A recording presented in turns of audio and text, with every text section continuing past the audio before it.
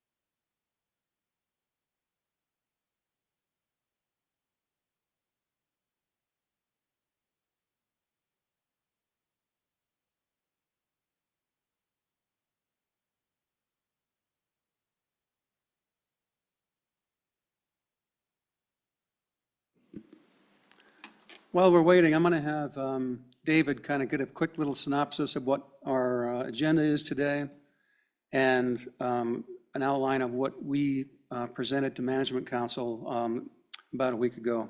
So David, why don't you take the helm for a bit?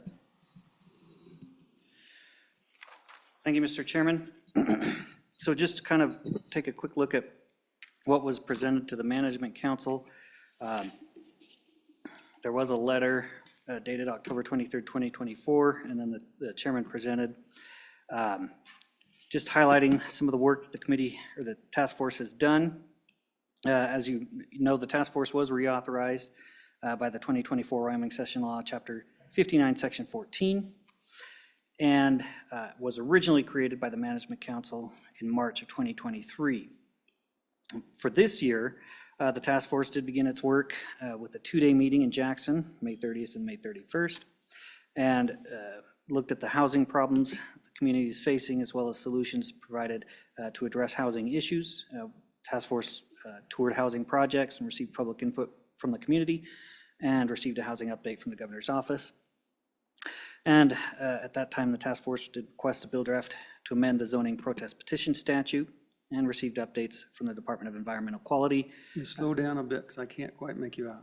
Okay, sorry about that. On its ongoing implementation of the last year's Wyoming Session Law, Chapter 22, which prohibited the EQC from promulgating rules stricter than that of the federal government for programs the state maintains primacy. Task force held a second meeting in Casper on July 18th. At that meeting, the task force considered 25 LSO 85 zoning protest petition amendments that was requested at that May meeting. And it amended the draft and requested 2 more drafts on that topic, and discussed 2 more bill drafts that it had previously considered last year, 25 LSO 106 building permit notice requirements, and 25 LSO 134 property development exactions. Both of those drafts were then forwarded to the October meeting that we had last month, with a working group formed to discuss those bills and further amend them. The task force further reviewed 3 bill drafts that the Joint Corporations, Elections, and Political Subdivisions Committee requested at their April meeting, and drafted a letter to that Joint Corporations Committee on one of the drafts, 25 LSO 24, Housing on Government Lands, requesting the Corporations Committee amend and sponsor it for the 2025 general session. The Joint Corporations Committee did consider that bill at its July meeting and moved to consider it again On October 23rd, at the October meeting, they failed to sponsor the bill as a committee for the 2025 session. The task force also received updates on oil and gas bonding requirements and the potential for uranium enrichment in Wyoming. And the discussion resulted in the co-chairman requesting that the Joint Minerals Business and Economic Development Interim Committee continue to examine and discuss the topic of spent nuclear fuel storage. On July 31st, the Minerals Committee met and considered a bill draft to update statutes to align with Nuclear Regulatory Commission rules and federal statutes regarding the interim storage of used nuclear fuel. The Joint Minerals Committee then met on October 8th and sponsored 25 LSO 253 used nuclear fuel storage amendments for the 2025 general session. Each working group that was formed at that July 18th task force meeting virtually convened once to further amend the bill it was assigned, and those revised bills were presented to the task force at its third interim meeting on October 15th. This resulted in the task force heavily amending both 25 LSO 207, Building Permit Timeline Requirements 2, and 25 LSO 134, Property Development Exactions, and forwarding both of those bill drafts to the final meeting, or to the final interim meeting. The task force also voted to forward 2 bills to a committee of the chairman's choosing, 25 LSO 85 Zoning Protest Petition Amendments, and 25 LSO 250 Multifamily Dwelling Stairwells. And then at that October meeting, the task force also received updates from the Office of State Lands and Investments on its leasing programs, the Town of Jackson on its mitigation fees, and the Jackson Hole Hereford Ranch on its housing project. Today, the task force is scheduled to go over 4 bill drafts. First, 25 LSO 207, Residential Permit, Building Permit Timeline Requirements, and 337, Site Plan, Subdivision, and Zoning Timeline Requirements, that latter being a new bill that was requested at that October meeting. And then next, it will consider a mitigation fee bill draft, the 25 LSO 134, Property Development Exactions, and finally, 25 LSO 345, Construction Moratoriums Limitations. And that would take us through the agenda for today.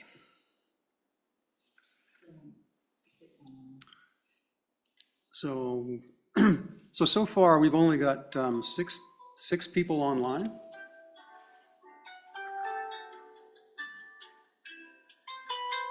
think that's a bill collector, just guessing. So we don't have a full quorum is the problem at this point. In order to proceed, other than through informal review, I think we need to have 10, no, 8, 9. So we're 2 people shy of a quorum.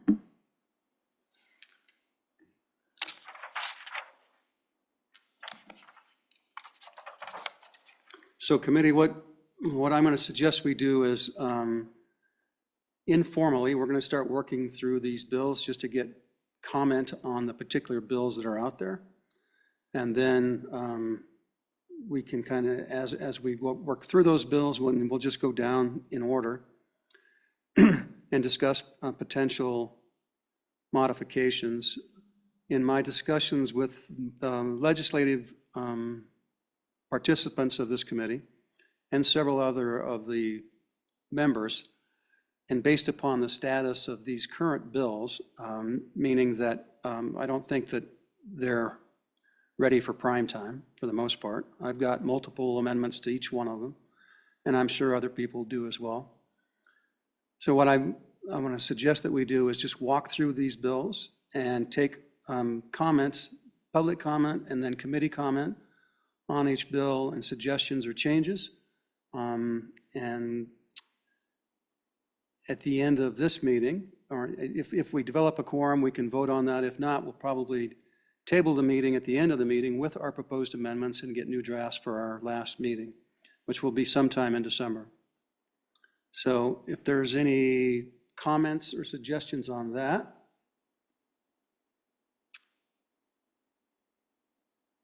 I don't have a full screen of anyone listening in on, so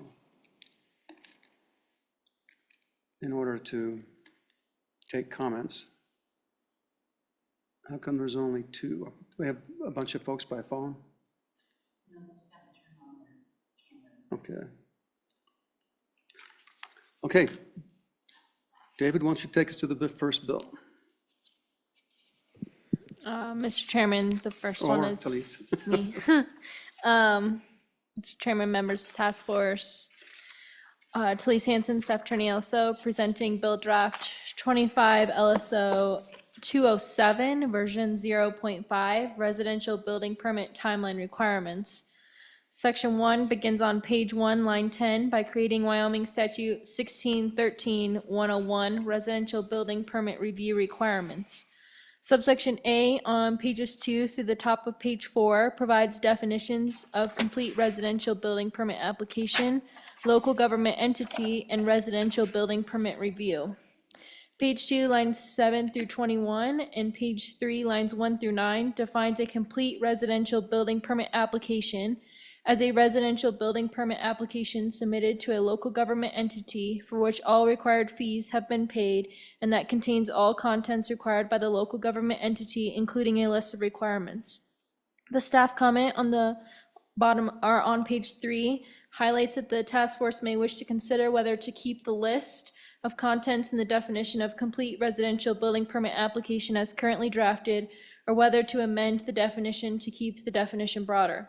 A list of contents may be interpreted to require a complete residential building permit application to include all those contents. Page 4, lines 1 through 3, defines residential building permit review as all reviews and approvals required by a local government entity to approve and issue a residential building permit. Subsection B on page 4, lines 5 through 9, requires local government entities to complete all residential building permit reviews in the most expeditious manner reasonably possible and in a manner that ensures public health, safety, morals, and the general welfare of the public. Subsection C on page 4, lines 11 through 22, and page 5, lines 1 through 6, requires local government entities to adopt ordinances, resolutions, and rules as applicable to establish a schedule for each type of residential building permit issued by the local government entity. The schedule must describe the entire residential building permit approval process, including all steps required for approval and issuance of a residential building permit by the local government entity, and establish reasonable deadlines for each step in the residential building permit approval process. The deadlines required must include a final deadline for each type of residential building permit application to be approved or denied by the local government entity. Subsection D on page 5, lines 8 through 16 states that if a local government entity fails to meet the final deadline to approve or deny a complete residential building permit application established in the schedule, then the local government entity shall reduce the applicant's residential building permit fee by 10% for each business day after the final deadline until the applicant's complete residential building permit application is approved or denied unless one of the exceptions applies. The exceptions are listed on page 5, lines 18 through 21, and page 6, lines 1 through 3, to include the applicant and the local government entity agree in writing to an extension of the deadline, the delay is caused by the applicant, or the delay is caused by circumstances beyond the control of either the applicant or the local government entity. Subsection E on page 6, lines 5 through 9, provides that each 10% reduction of an applicant's residential building permit fee shall be based on the original amount of the applicant's residential building permit fee. Section 2 on page 6, lines 11 through 13, provides that this act shall apply to residential building permit applications filed on and after July 1st, 2025. Section 3 on page 6, lines 15 through 17, requires local government entities to publish the schedule required on or before July 1st, 2025. The staff comment on the bottom of page 6 highlights that the task force may wish to consider whether a deadline of July 1st, 2025 gives local government entities enough time to adopt ordinances, resolutions, and rules. Section 4 on page 7, lines 1 through 9, provides a split effective date, with sections 1 and 2 being effective July 1st, 2025, and sections 3 and 4 being effective immediately. I'll stand for any questions. Okay, any public comment on this particular bill? Got Jeremiah here. Me and staff are hanging out here all by ourselves.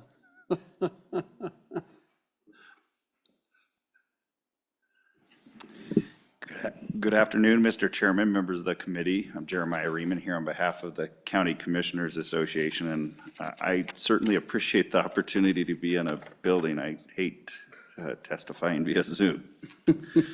Mr. Chairman, I have submitted a draft to you attempting to rewrite this legislation such that it could be workable for local governments and then I think ultimately the broader public. My intention is to try and get something across the finish line working with you. Mr. Chairman, it is my understanding that LSO has published my document, so if anybody needs to get a copy of that, it's certainly available. Mr. Chairman, So before you go on, Yeah. can you just tell us where to find it?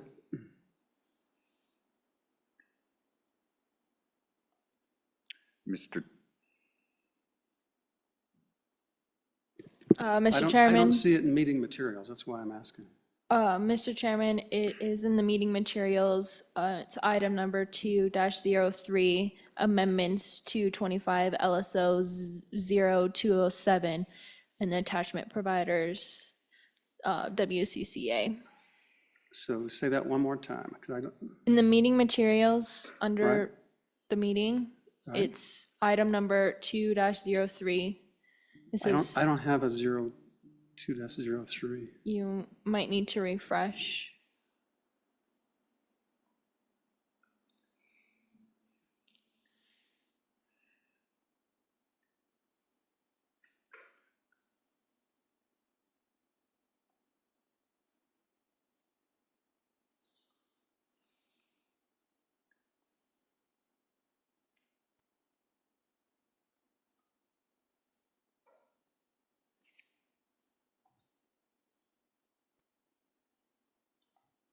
Mr. Chairman, I did also submit a copy to, Okay, it just pulled up. okay, So tell us what your amendment does. yeah.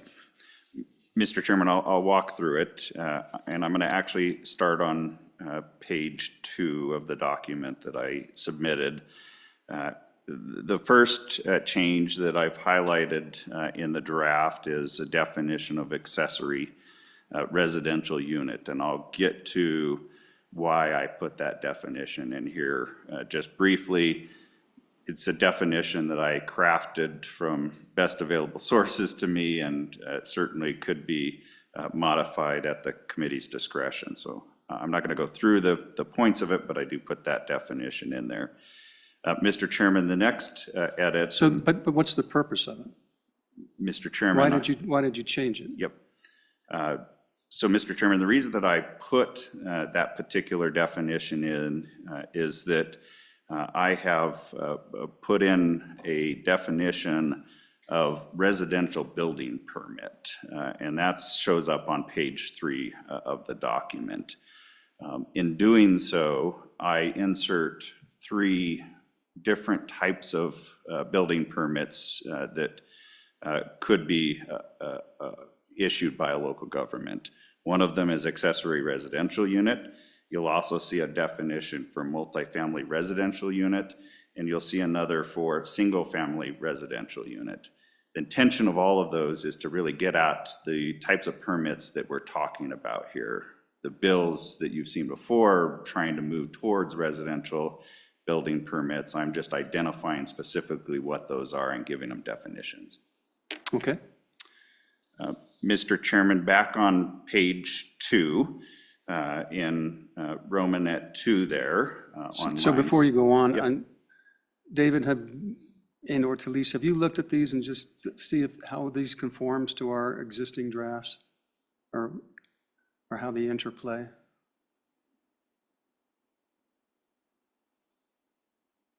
I ask that because, certain, Teton County, for example, requires that if you do 1 unit, you got to do 2 on a residential lot. And I just want to make sure that the words interplay, what the ultimate real impact is on what we're doing, so. But I presume you'll get to that.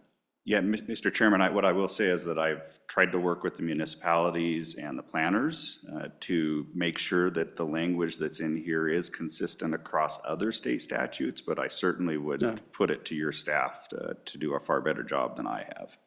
Okay, that's, So, go ahead. Mr. Chairman, on page 2, lines 9 through 13, of course, that is the application language and the definition that's associated with it.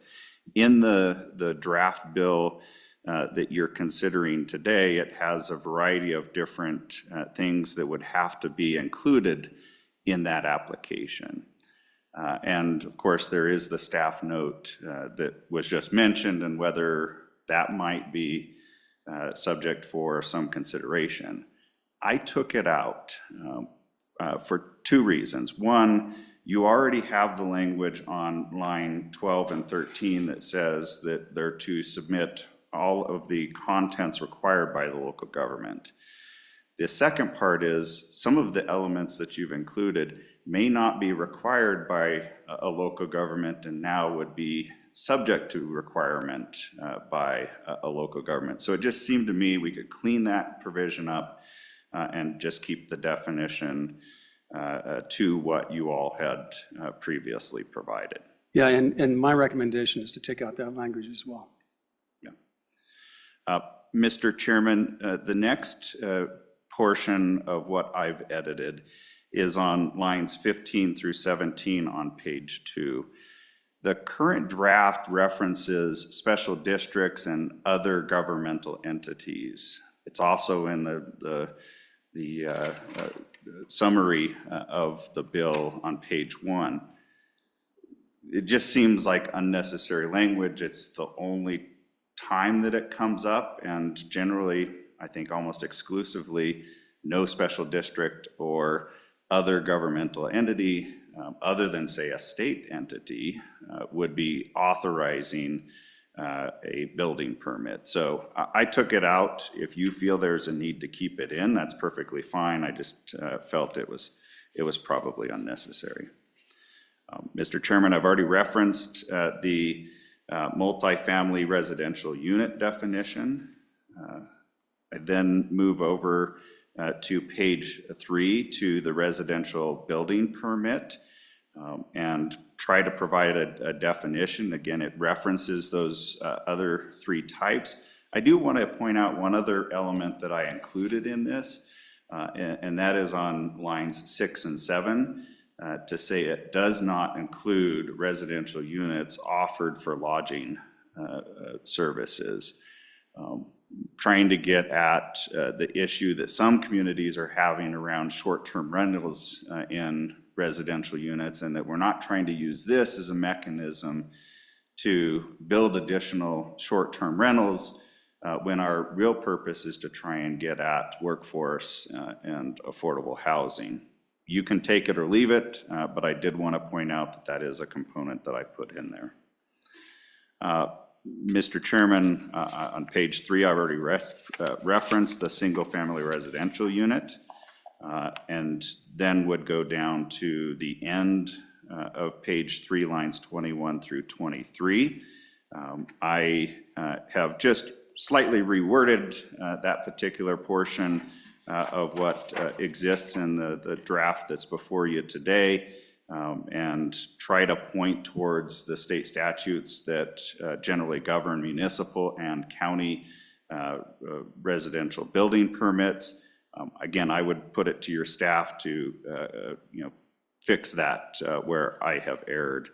The other portion that I took out of this particular element is the requirement to adopt ordinances, resolutions, and rules. This is the Regulatory Reduction Task Force. I don't think we need to be adopting additional elements of regulation in order to enforce this, so I simply took that out. That also has effect in the section, I can't remember if it's 2 or 3, but I've also taken it out of that particular portion. So the presumption is you can either follow the statutory language or you can create rules to effectuate it, however the entity desires. Mr. Chairman, ultimately, we're going to have to publish our schedules as this dictates, and I don't think that necessarily, it could be through a regulation or a resolution. I just don't think we need to dictate that it has to be through that mechanism. Other than following administrative law. Sure, absolutely.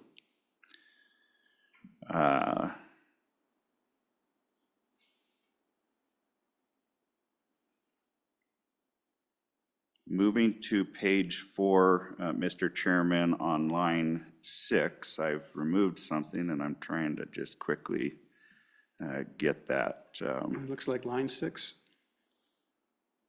Change the, Yeah.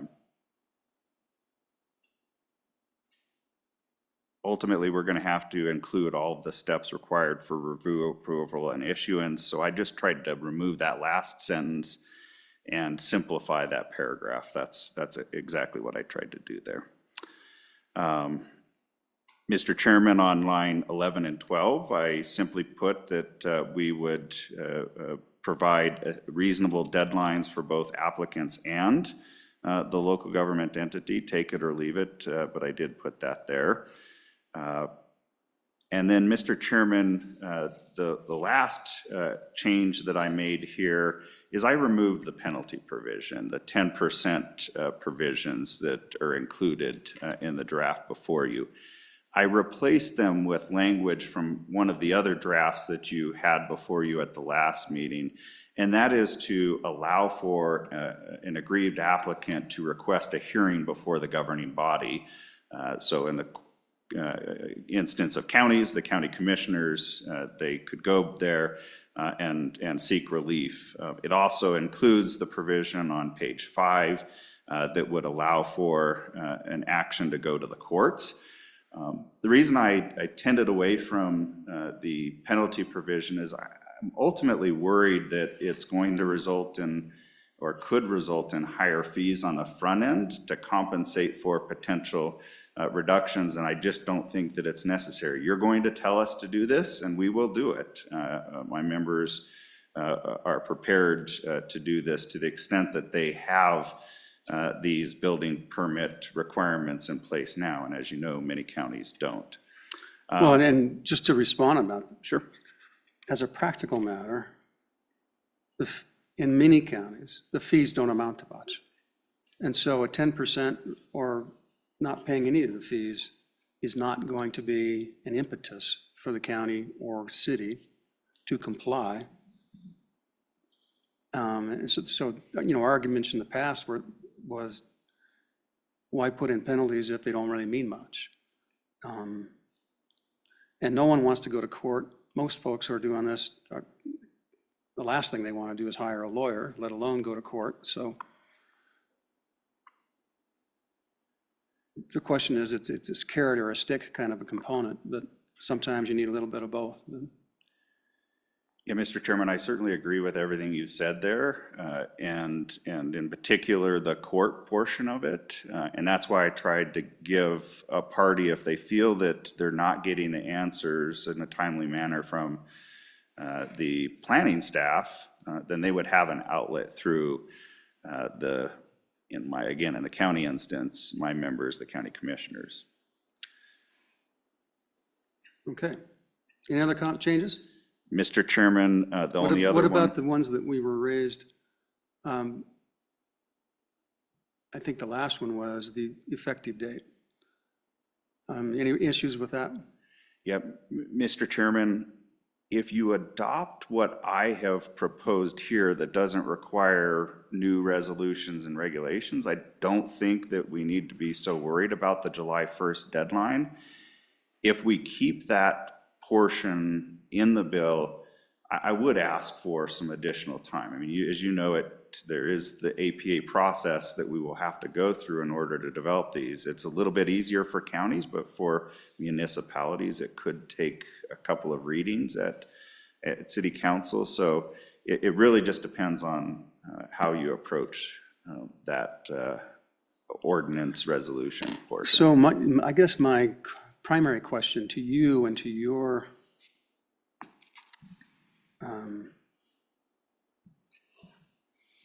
to the counties.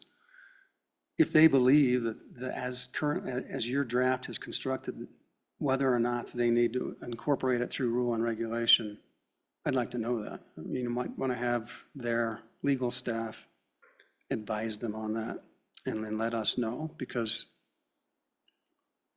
if it's not needed and they don't believe it's needed, then, and maybe we'll get a little feedback from LSO on that at some point as well, then I would say, yeah, that's kind of nice. Mr. Chairman, I will get you that feedback. Okay, any questions or comments on the draft replacement bill from Jeremiah?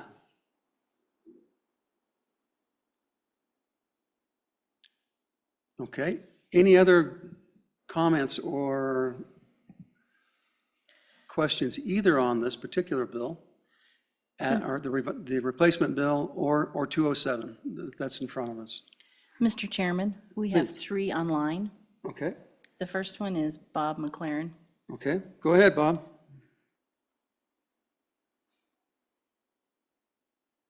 Mr. Chairman, can you hear me? Yes, go ahead. Yeah, Bob McLaurin with WHAM. Appreciate the opportunity to testify for the task force. We reviewed the original bill, the 207, talked to Jeremiah, reviewed the changes that he's proposed. We're good with those. So we're generally supportive of the bill. I think that in terms of whether there's you have to implement this by regulation or by ordinance or resolution, and I think Tyler Sinclair may be on the horn. My recollection is if they need to do that, they could probably do it by resolution, which can be done with 1 meeting.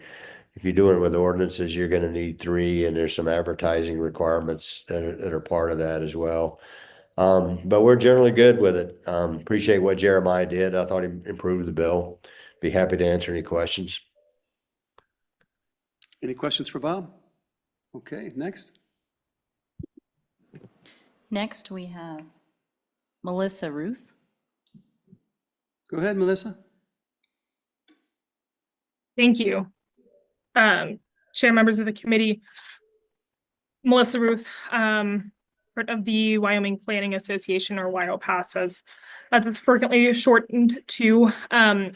First, I want to commend Jeremiah and WCCA for the revised draft that they put together. I think it addresses a lot of the comments that I was going to state regarding the residential building permit timeline bill. I think the revised bill clarifies a lot of questions.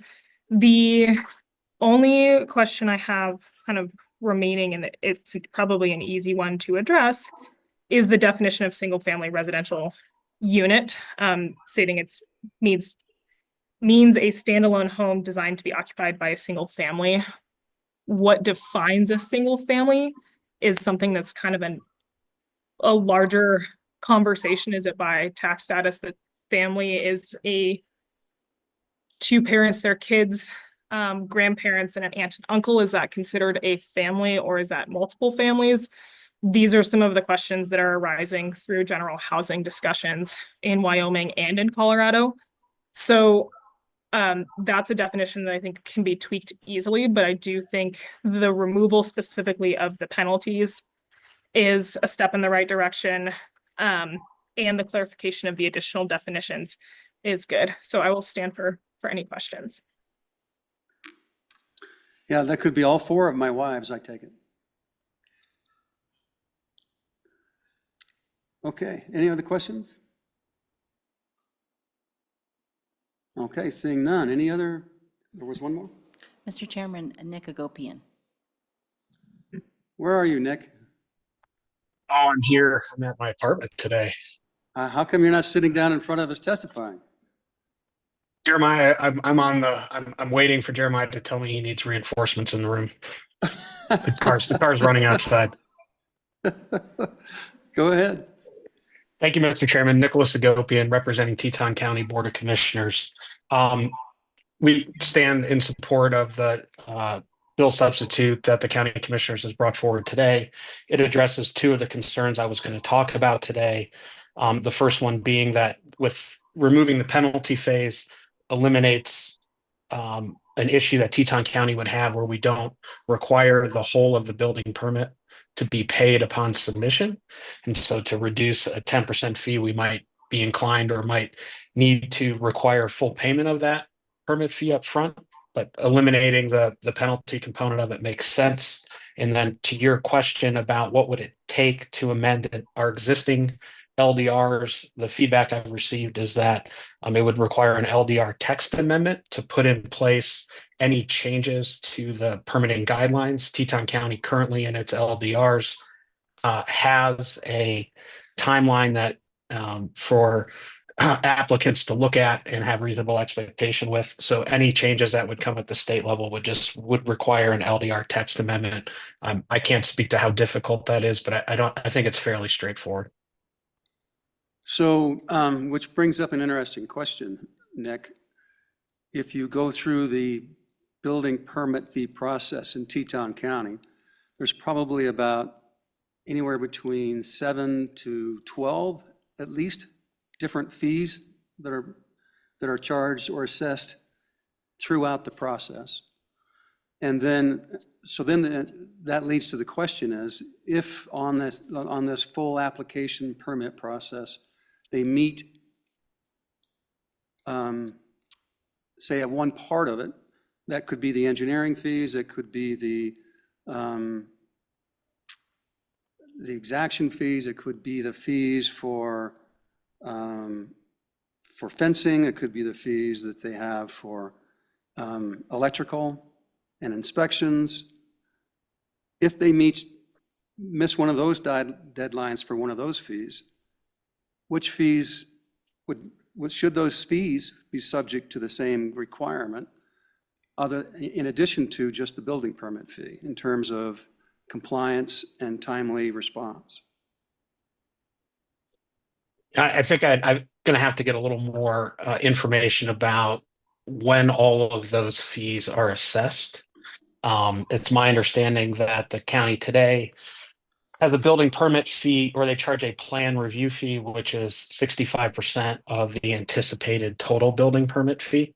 So I have to get back to you on how that would, attempting to establish deadlines with penalties for each one of those individual permit fees. I'd have to just get back to you to see what that impact would be.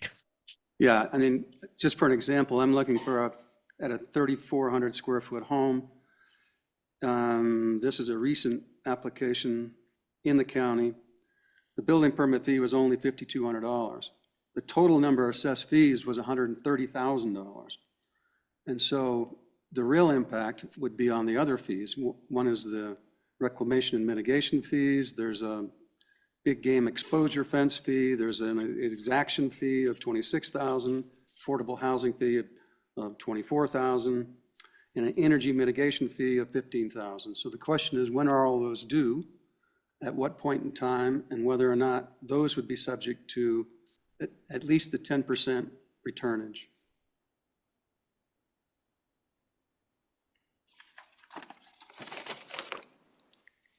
And I think a copy of those two sheets are now attached to the material, so you can pull those up and look at those fees.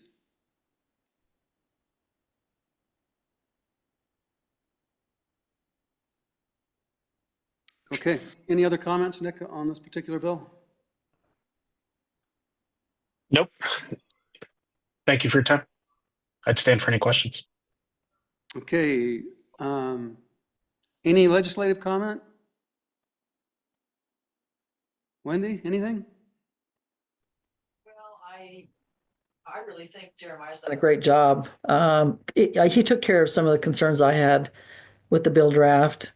And honestly, I really think it's a much better bill than what we had. I think it's going to do what it needs to do without adding more layers to our cities and towns. And so I appreciate his efforts, and seems to me like he hit it on the mark, because I did have some of those same questions. And so yay, Jeremiah. Thanks for your work. So any other comments? So Jeremiah, what I think I'm going to try to do is we'll put that, who was on the working group for this bill?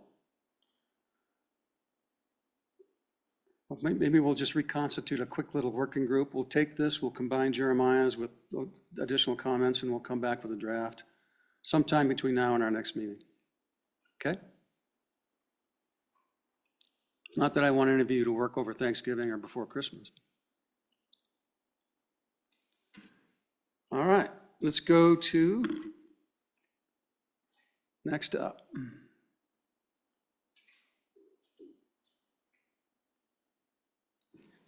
Mr. Chairman. 337? Yep. Mr. Chairman, members of the task force, Lise Hanson, Staff Attorney Elso, presenting Bill Draft 25 LSO 337, version 0.5, site plan, subdivision, and zoning timeline requirements. The staff comment on the top of page 2 highlights that the timelines in this bill draft are left blank as placeholders for the task force's consideration.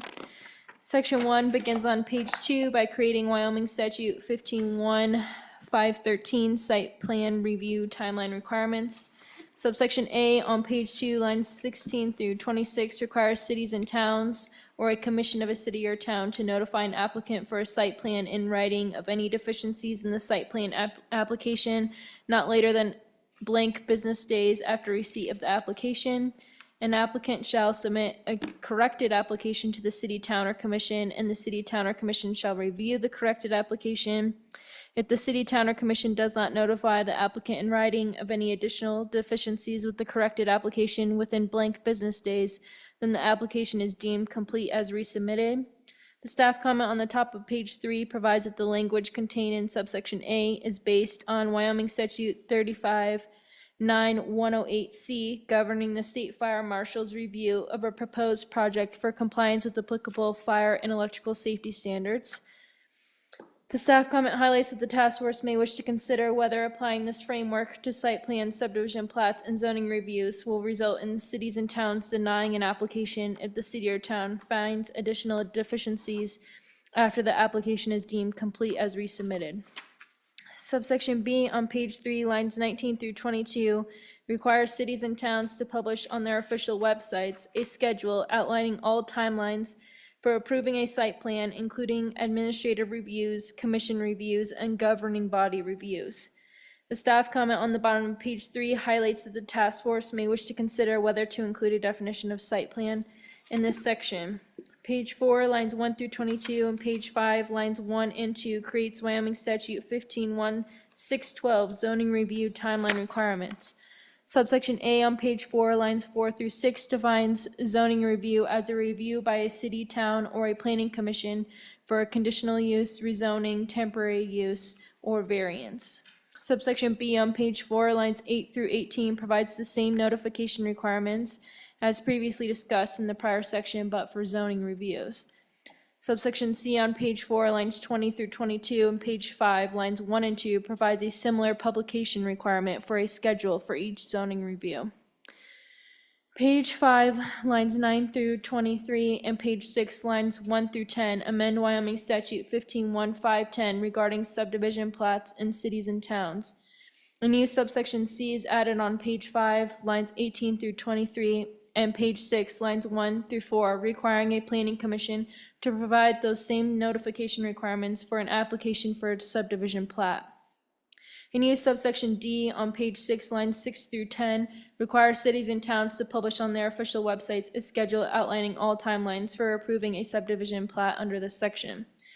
The next statute that is amended deals with zoning certificates in counties, which would include site plans. A new subsection B is added on page 7, lines 4 through 16, requiring the Board of County Commissioners to provide those same notification requirements for an application for a zoning certificate application, including all the plans. Subsection C on page 7, lines 22 and 23, is amended to require the Board of County Commissioners to specify the reasons for the denial of a zoning certificate not later than blank business days after denying the application.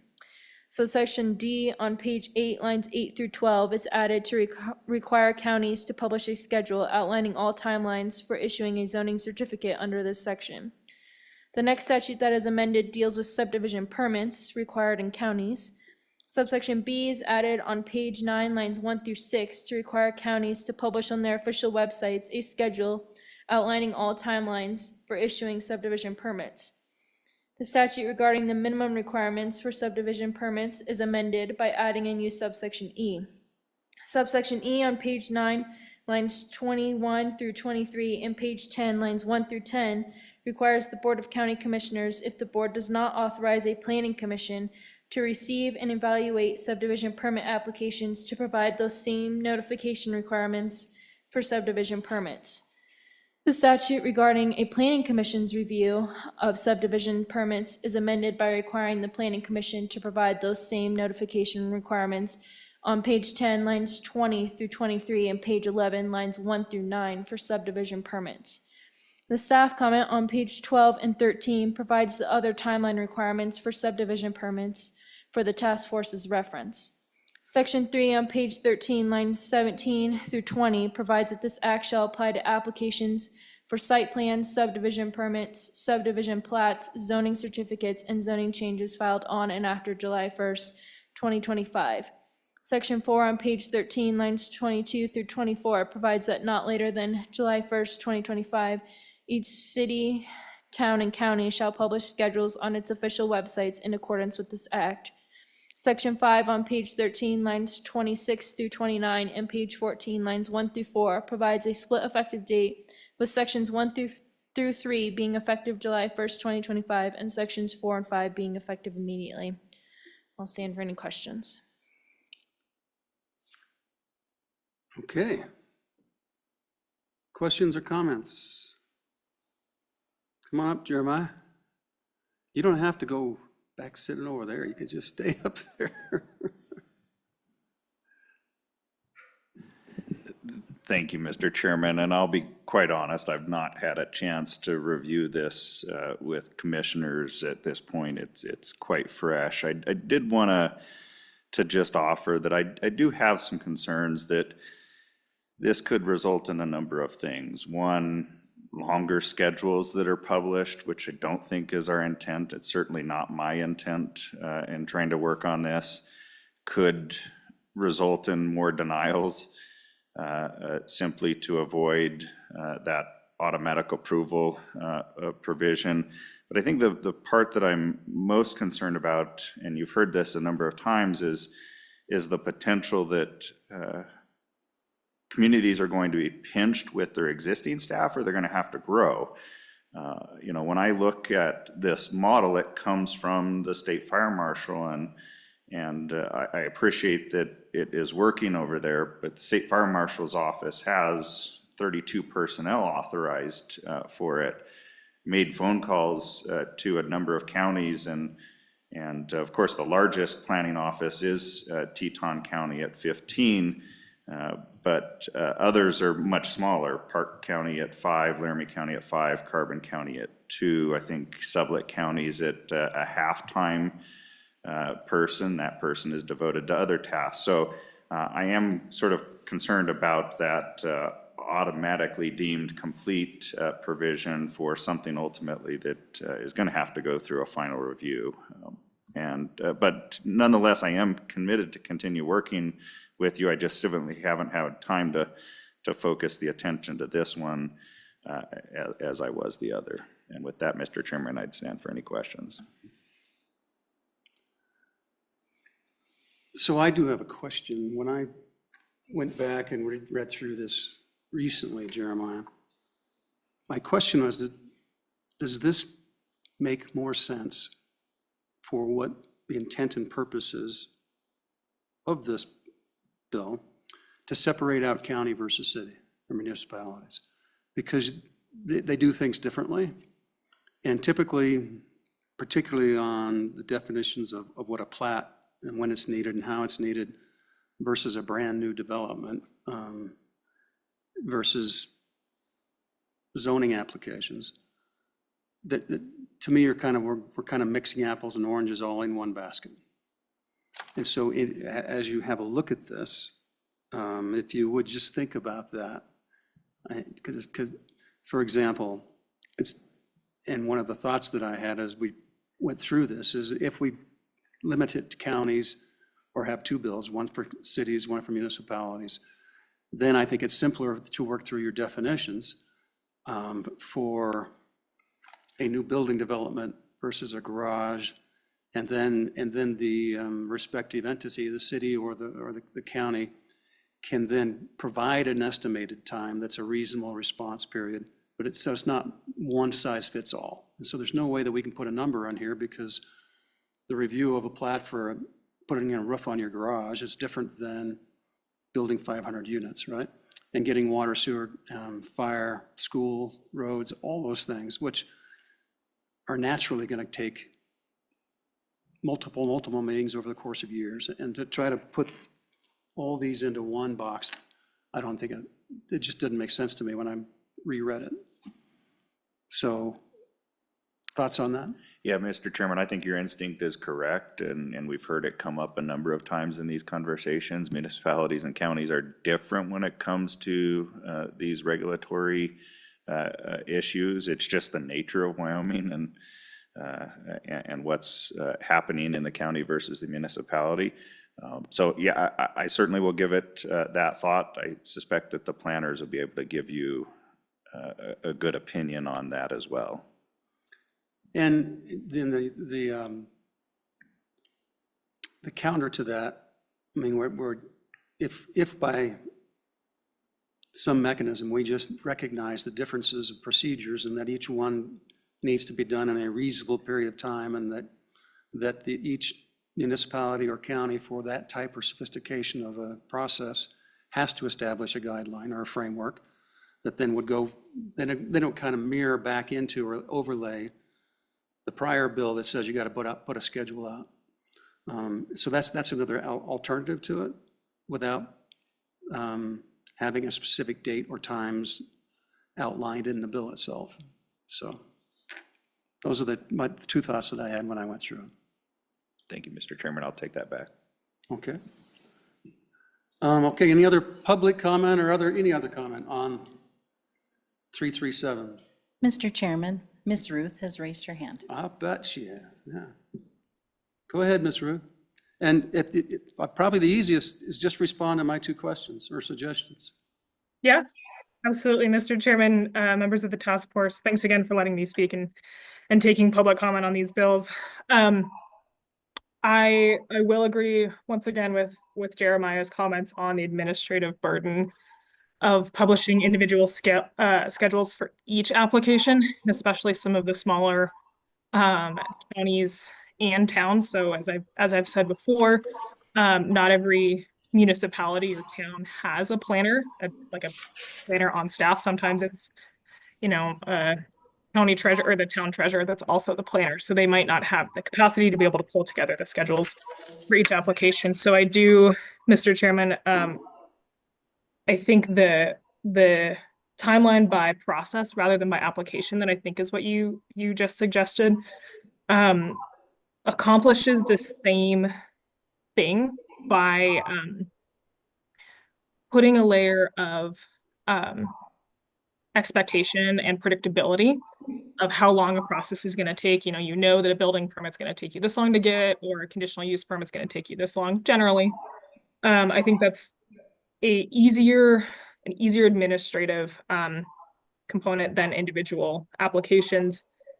However, I will say that one of the things that we heard from, or that I heard from some of the other planners, is that there's not always a complete application doesn't mean the same thing across every community.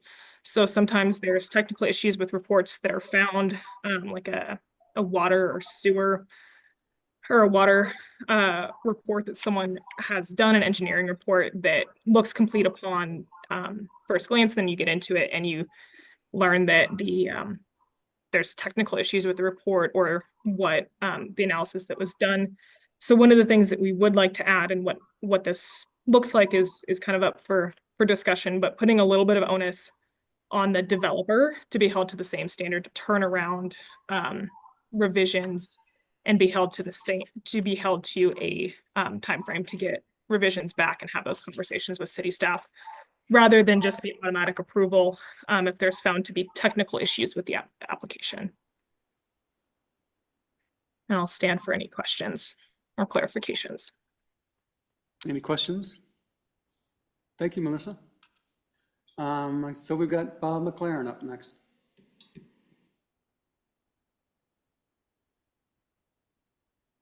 Mr. Chair. Oh. Mr. Chairman, can you hear me? Yes. Okay, I think we largely agree with what you said earlier, in terms of breaking these into a couple of different bills, Mr. Chairman. We agree with the intent, subdivision and zoning review should be completed in an expeditious manner but happy to continue to work with you on this, and Jeremiah, but it's not ready for prime time, as they say at the Wyoming legislature. So happy to continue working on the bill to get it to where it needs to be. Yeah, I'm wondering if every town in Wyoming has a website. My guess is they don't. I think most of them do, but there's a few that don't.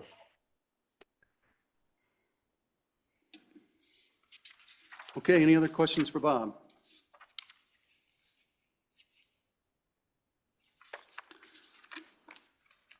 Okay, any other public comment?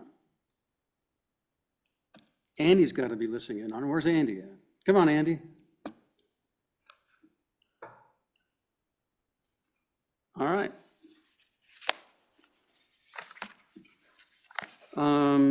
Any legislative comment before we move on? Yeah, Mr. Chairman, I appreciate that the folks like Bob and Jeremiah would maybe help collaborate, and also maybe our planner, because I think it makes a difference, looking through this bill, where we have placemakers set up. That makes a difference to me, I think, in terms of what might be reasonable for both the developer and the city or county. So I think there needs to be more conversation with that, because I think that makes all the difference in the world to me in terms of whether or not these days are reasonable or not. So I appreciate the fact that they want to continue to work on this and make it better. But I think that those are the concerns I had. How about Ogden? Is Ogden fall asleep, or is he? You kind of want to see Ogden's pretty little face. I'm here, just on mute. All well. Nice shirt. Thanks a lot. All right, I think those are my comments. I've kind of already expressed them, so we'll move on to the next bill, which is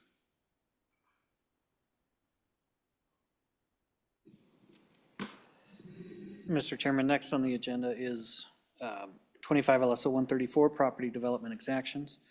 And I will walk through that. David Hopkinson with the Legislative Service Office, walking through Working Draft 0.9. Mr. Chairman, this is a bill that the committee discussed and amended at its last meeting. And do you have a preference on if I just walk through it as a whole or just highlight the amendments? What's your preference on that? I would just walk through it all. Okay. Happy to do that, Mr. Chairman. The bill then, on page 1, creates a new section in statute 1613-101 through 103.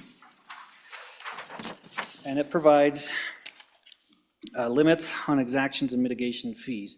That first section there on page 2 provides for the definitions. There is new language here.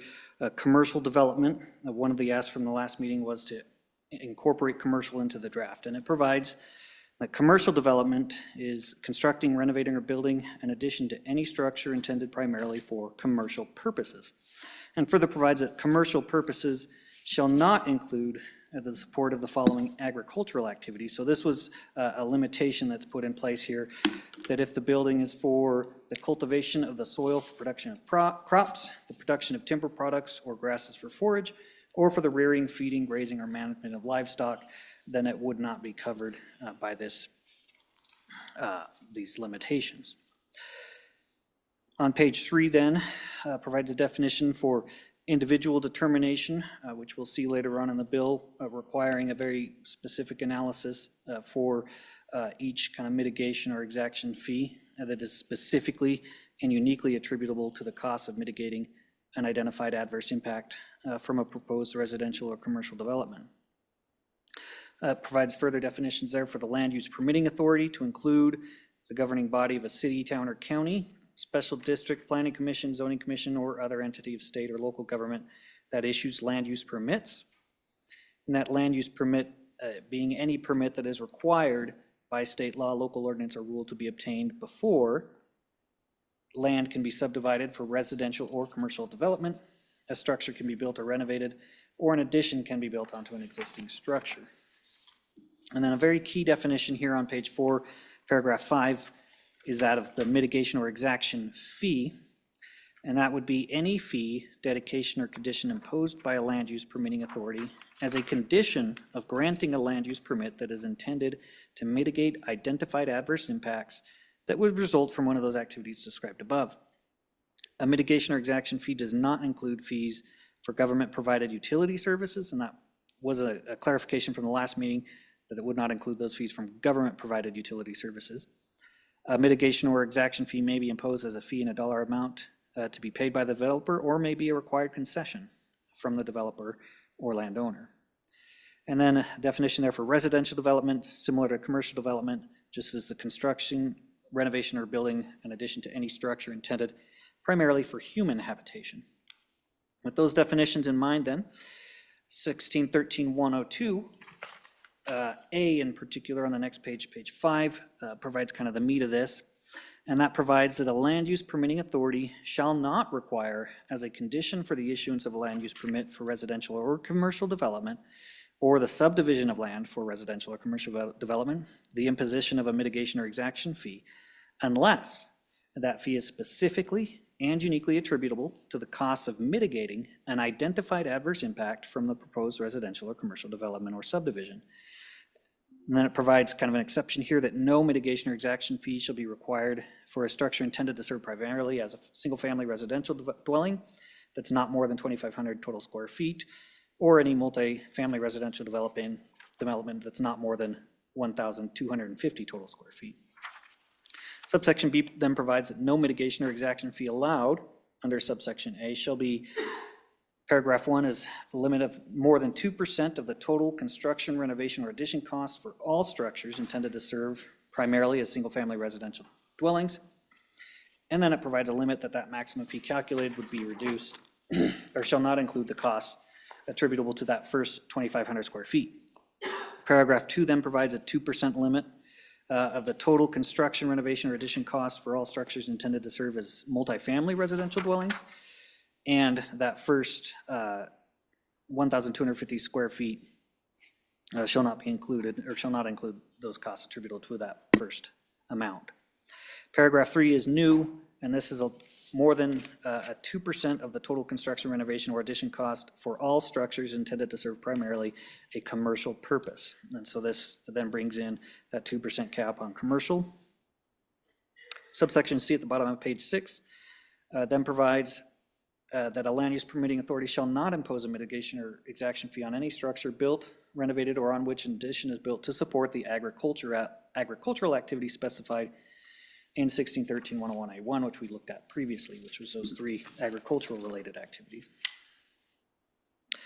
Then 1613-101 provides a process and an appeal process for the imposition of these mitigation or impact fees. Subsection A provides that the land use permitting authority shall provide written notice to the residential or commercial development applicant of any mitigation or exaction fee not later than 30 days before imposition of the fee.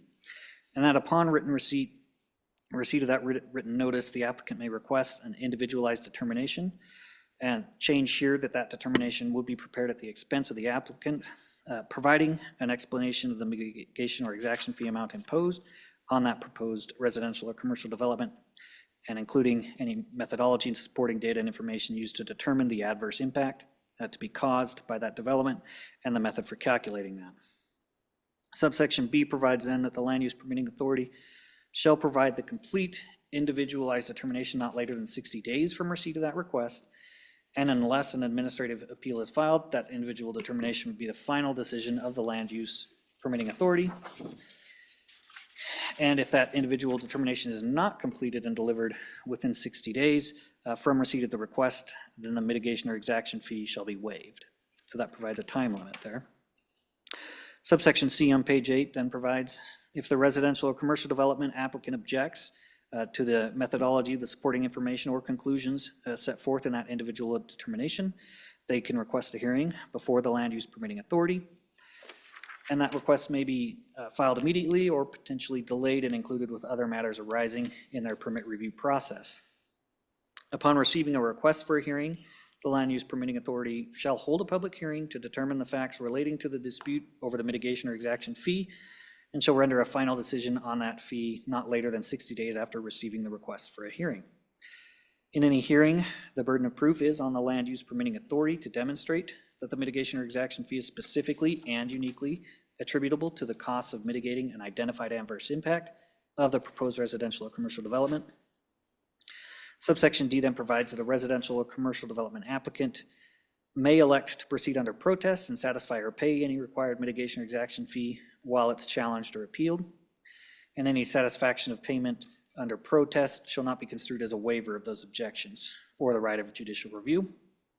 And the land use permitting authority shall not require the residential or commercial development applicant to satisfy the mitigation or exaction fee as a prerequisite to challenging or appealing the validity of that fee. Subsection E provides that a residential or commercial development applicant may bring an action in a court of competent jurisdiction to challenge the validity or constitutionality of a mitigation fee following the public hearing held pursuant to subsection C, which we looked at earlier. And the court shall review that mitigation or exaction fee de novo with the burden of proof on the land use permitting authority to demonstrate that the fee is specifically and uniquely attributable to the cost of mitigating, again, an identified adverse impact from the residential or commercial development. Section 2 on page 10 then just provides conforming language and goes into the municipal and county statutes to their powers and adds a new paragraph there that the governing bodies of all cities and towns may impose mitigation or exaction fees on residential or commercial development only to the extent authorized by 1613-102, that newly created statute that we looked at earlier. And then that same language in the county statutes on page 11, paragraph 9.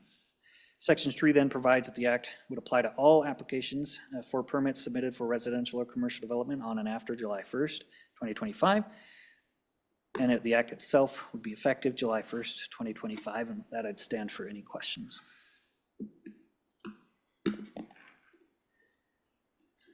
Okay, nothing?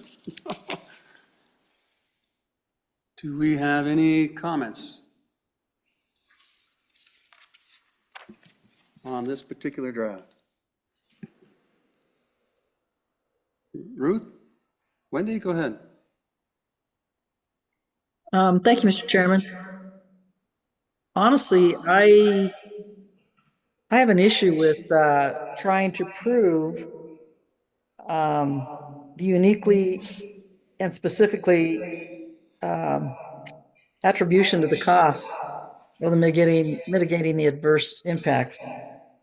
I know the burden of proof is on the land use folks. I just kind of wonder, have we seen any folks that have brought a developer that's decided to appeal this and they bring action in a court? Or is this, something that we've ever seen? Or, I mean, I'd like to know a little history if there is some history behind that. I don't know if David has any of that data or not, but be interested to know. So I think I can help answer that. I mean, this is part of the terminology that we put together after we had some public comment last time. And from doing, what was the name of the entity, that group who testified, the attorney? I think he supplied that part of that definition. But the issue is how do you make a determination for exaction fees or other costs and demonstrate that those fees are only by the impact of the individual homeowner who's building a home versus just having a fee that you set by fee? And probably the easiest way, I think, to explain that, Wendy, if you go look at the exhibits that I talked about earlier. So which one is this, David? The 2 pages on, these are fees that are were recently assessed by Teton County And for a single-family home. For roughly, it's 70,000 plus 70,000, so $140,000 roughly, just to build a home.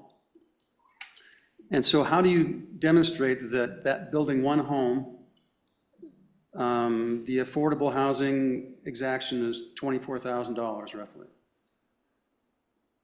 And that's just a number that they put through their calculator. If you go to their website, you go in and you plug into their website and you can find out but it's a fairly complicated algorithm to come up with that number. And then the energy mitigation fee, which is $15,000, how do you assess that for that one particular home? The power line's already there. You know, normally you're just bringing power from the buried line to your house, and you have to pay for that. So why do you have to pay more to the county? And do they use every dime of that just for this particular homeowner, or are they, or because if not, then why should that person have to pay other people's obligations? And the only way to do that is to have an individualized assessment. So it's a mechanism more than anything else of bringing attention to those excessive fees. And then if you go to the other page, it's got reclamation of cottonwoods, $16,000. It's got reclamation of tall shrubs, $13,000. It's got wetland mitigation of $4,000 and big game exposure fence, $22,000. And how do you assess that to one home built on a private ranch where the family's owned it for generations, and yet all of a sudden, before you can even pour concrete, you got to pay the county $140,000. So if you either you have to eliminate those fees, or you have to cap them at a certain amount, or you have to proof verification that they're reasonable. So I think the privatization requirement was the latter part of it, proving that it in fact has a purpose that is unique to that one particular construct. And I've got a couple different suggestions that we can talk about that would modify that to some degree, but I'll talk about those in a minute. But I see that Bob's got his hand up. So Bob, let's go to you. Thank you, Mr. Chairman. We believe that, that the development, you should have to prove the impact of a specific development, and it needs to be, in the case of the town of Jackson, when they do exaction analysis before they assess impacts. So we don't disagree with that. We do have a problem with limiting it 2%, because whatever the impact is, that's what should be paid. The last thing I would say, Mr. Chairman, is when we met as a working group, I thought this was just going to be limited to just housing exactions. The way I read the bill is that it covers all exactions, parks, schools. So we continue to oppose this bill. We believe private development should pay its own cost, and not more than its cost, but should pay the cost of the impacts that it creates. So be happy to answer any questions. Sure, Bob. What I'd really love to hear is how the Teton County reaches these numbers, and how those, and demonstrate to us that for one home, that these are the real impacts of that one home to the community. And in addition to these fees, there are other fees. There are transportation fees, there are engineering fees. This is not a full rendition of all the fees that have to be paid. And so, and these are the fees that this committee is targeting. And so I would suggest that if we don't have good explanations of them, that this is probably one of the most important things this committee is doing, is targeting these type of fees. Stacy, welcome. Good to see you.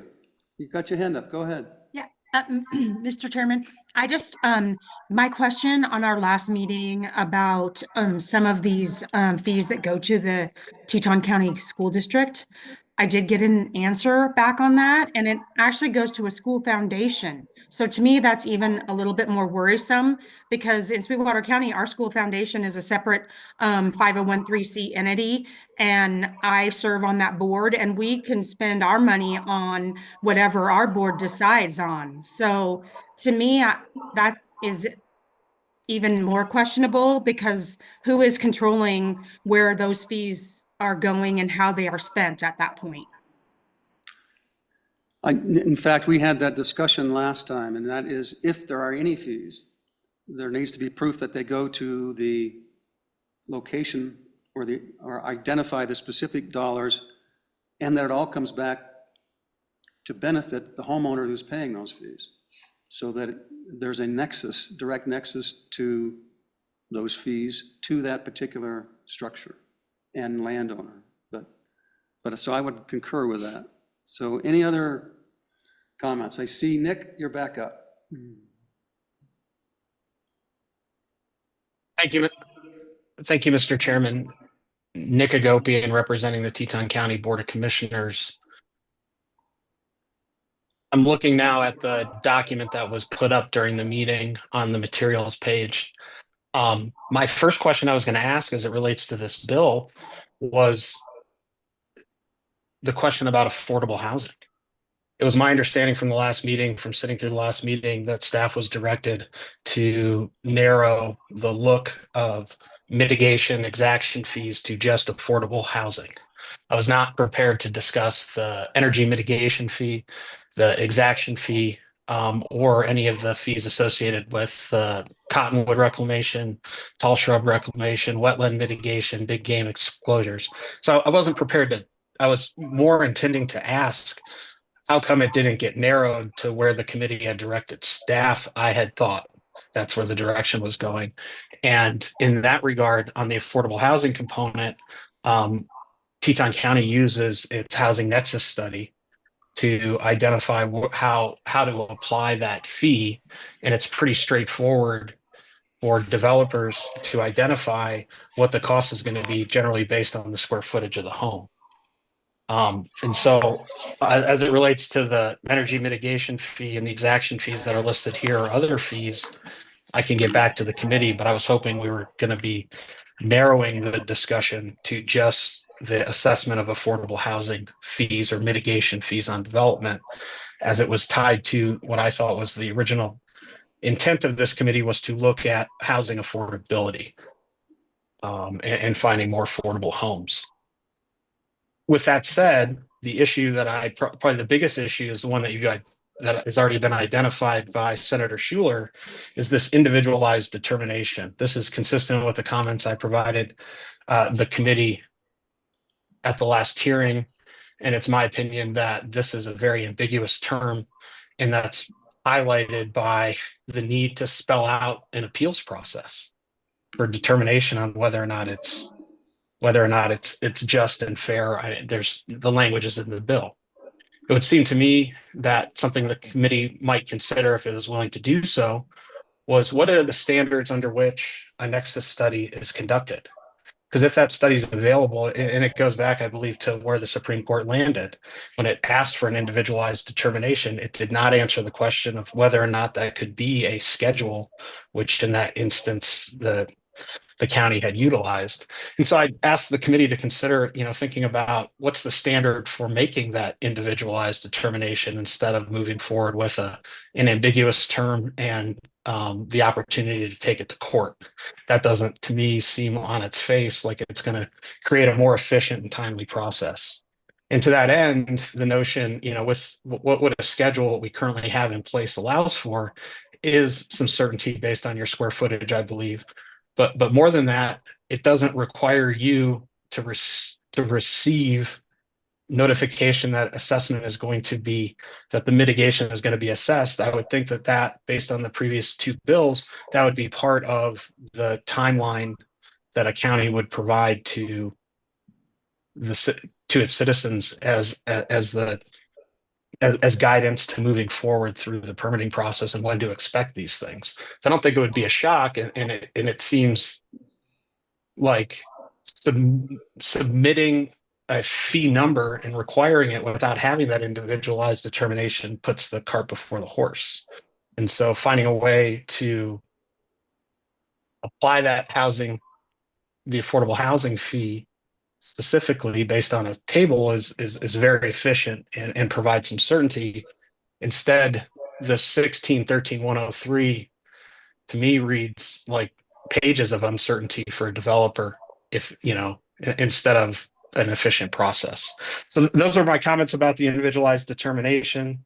I think throughout the bill, you could narrow very simply to housing mitigation fees because it's not clear if it includes all the other impact and mitigation and exaction fees throughout, and then and if it is that whole total, is 2% really the right number on that development? And so I'm not sure how broad you go with those fees to apply this to really would determine that what's the right cap. But again, having a cap in itself seems to fly in the face of making an individualized determination. Going forward, probably the last comment that I had with this was on the 30-day notice. There could be a scenario where a building permit was ready to go, but it couldn't be issued until the 30-day notice was put out there. So you could, it seems like that's something that would be managed in the timelines for permitting.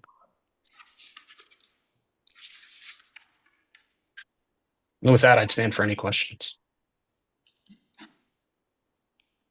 Okay, any questions for Nick? Seeing none, any other public comment? We have Miss Ruth. Go ahead, Ms. Ruth. Thank you, Chair, members of the task force. I won't repeat what Nicholas just said. I think he encompassed a lot of the concerns I was about to state. But namely, I was also under from the last meeting and attending it, that the bill was going to be narrowed to affordable housing, and it doesn't appear that it has been. One of the main concerns with that is actually on page 4, line 6 in the definition of mitigation or exaction fee, where it states any fee, dedication, or condition imposed by land use permitting authority. That statement is broad enough to raise concern across with planners across the state that could apply to something like a right-of-way dedication, which, if that's been required for a dedication of that right-of-way for county or city maintenance, is that then only limited to the 2% of the total fee, and how is that determined? So I strongly recommend, we strongly recommend striking dedication or condition imposed and just leave it at fee. But with the bill as a whole, and I think I said this in October, there's a significant body of case law that applies to exaction fees, how they can be levied, what sort of standards are required, and especially with the Sheets versus County of El Dorado case from 2024, that fees are required to be based off of a nexus study. So you can't just levy a mitigation or exaction fee willy-nilly. It has to be based off of a specific economic analysis. It's a legal study, heavily reviewed by a county attorney and economists. There's a lot of math that I won't pretend like I fully understand because I don't do a lot of math. But as other folks have stated, the 2% blanket cap invalidates that nexus study. When you do a nexus study, you are calculating the impact of each development or type of development on a community. So if you are saying that the impact is this, but then the legislation says you can only charge up to X amount, why have the nexus study that tells you what the impact is and actually does that empirically.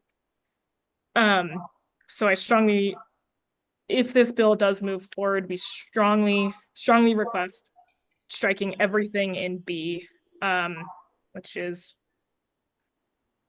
what is this, 1613, 102B, everything relating to the 2% cap. And then in 1613, 103, Nicholas brought up a great question of the 30 days. So if impact fees are required to be paid at time of building permit, the local government is not going to know 30 days ahead of time that someone's going to submit a building permit necessarily. So they cannot provide in writing how much a fee is going to be without an application.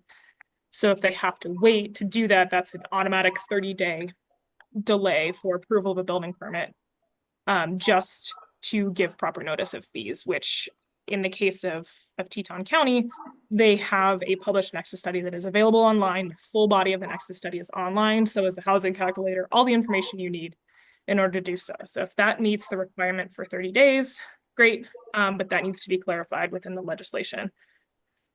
All in all, as a summary, this piece of legislation, based off of the significant body of case law and more recent court cases, I don't think that this bill is necessary. I understand what the commission or what the task force is attempting to achieve. I don't think this bill does that. But similar to all the other bills, we are happy as the WyoPass board and myself personally to help kind of rework this bill as needed. If it does go through, but we hope that it doesn't, because it doesn't. I don't think it addresses the thing that you think it's going to. And I'll stand for any questions. Okay, questions for Ruth? Any other, okay, bring them on. Mr. Chairman, we have David Dearson.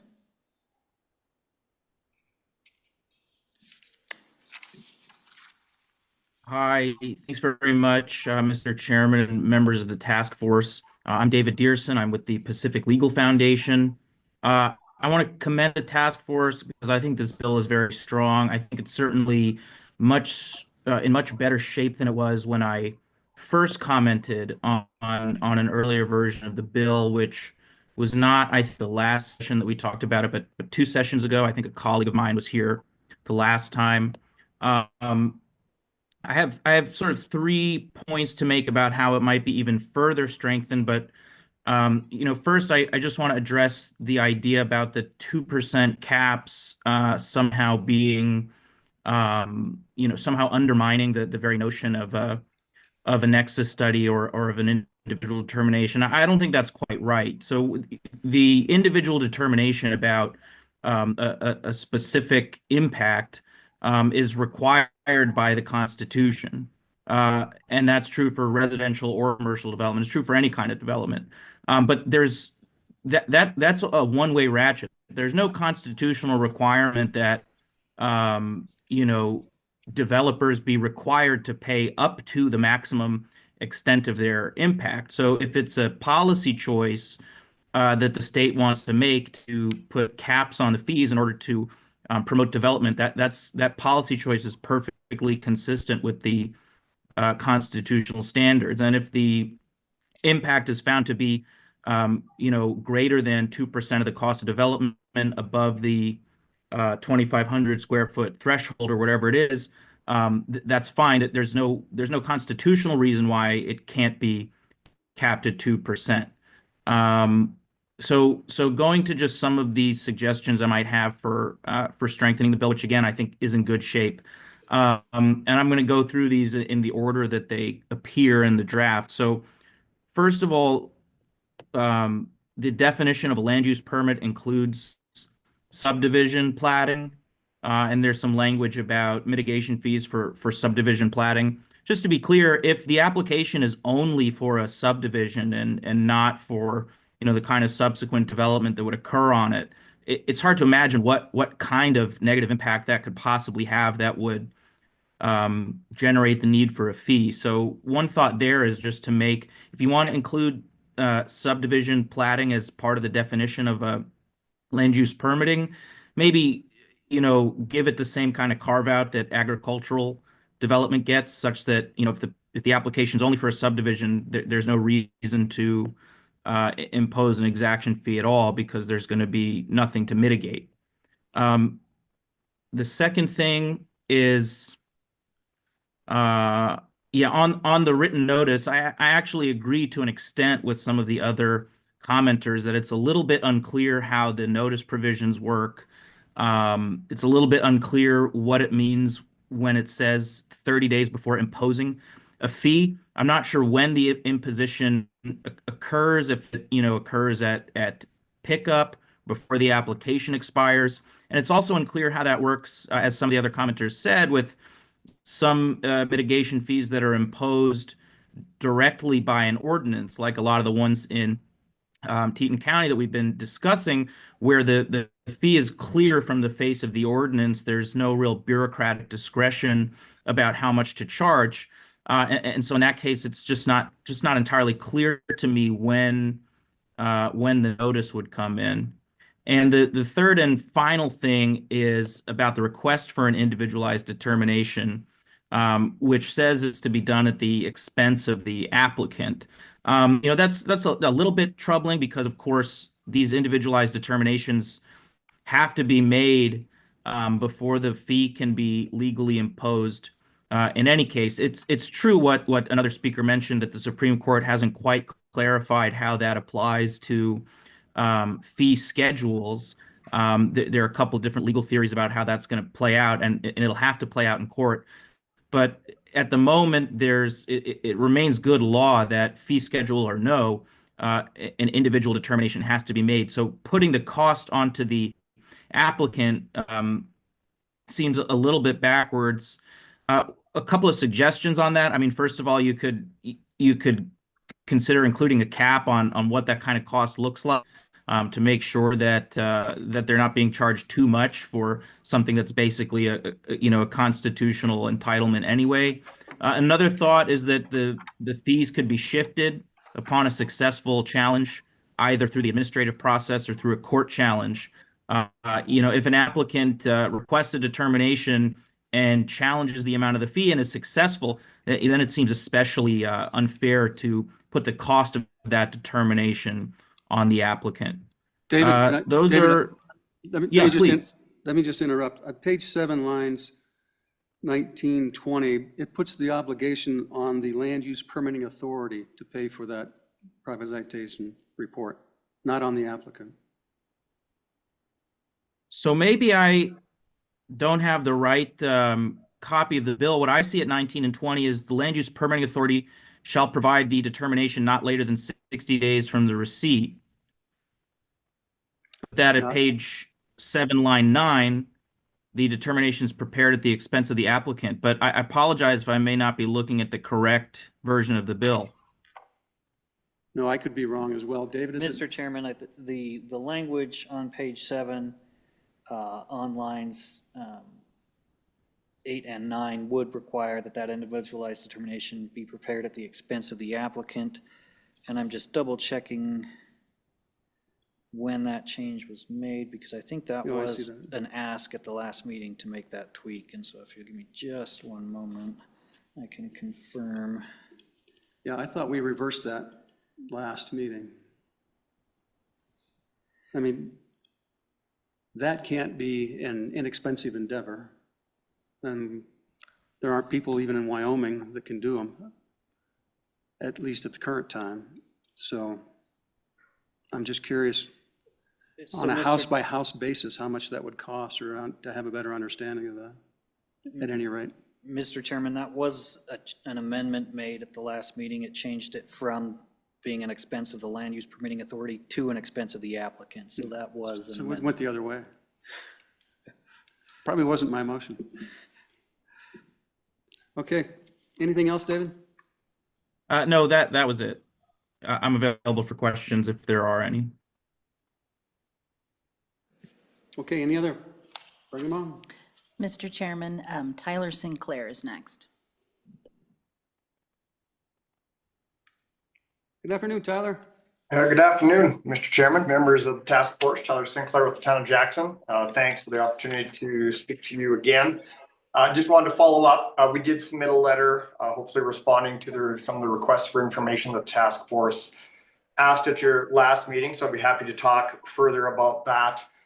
We also did attach, a draft of our Nexus study, just to give a little bit better indication of what we do to provide the basis for our housing mitigation fees here at the town. Specifically related to the bill, I do think, the basis as it states on page 5, lines 12 through 15, I do think does a good well. I think the last speaker summarized that well, that I think, the imposition of a mitigation or exaction fee, unless the fee is specifically and uniquely attributable to the cost of mitigating an identified adverse impact from the proposed residential or commercial development or subdivision. So I think it's consistent with a lot of the testimony you've heard today. As long as there's the legal nexus established by a study completed in that individual community that can trace back those direct impacts, that needs to be the basis. And I really think adding that in state statute as proposed in this bill is a good step in the right direction. I would say adding in some of the exemptions, I think the 2,500 square feet for single family, the 1,200 or 1,250 for multifamily, just may seem a little bit arbitrary to me. Those might be the right numbers in some communities. They might be the wrong numbers, and they should be different numbers in other communities. So I really think relying on that Nexus study, case by case, community by community, is important. And similarly, I think, as you've heard in other testimony, the 2%, again, I think the 2%, I actually think is arbitrary in my opinion. I think you need to rely on that legal nexus study, not provide an arbitrary 2% or some other percent or cap that isn't the basis of the study. Again, I agree with the last speaker who talked about municipalities certainly do not need to charge the max. And here at the town of Jackson, we have not chosen in some instances to charge the max. The Nexus study establishes the maximum, but my experience here with the town is that we don't charge the max. But again, I just think really having that study and basing exactions, housing mitigation on a Nexus study specific to our community based upon our cost of land and our cost of construction is appropriate. So I think that makes sense, but I would eliminate those caps, as I do think they're arbitrary, and I think they'd have some unintended consequences in communities across the state.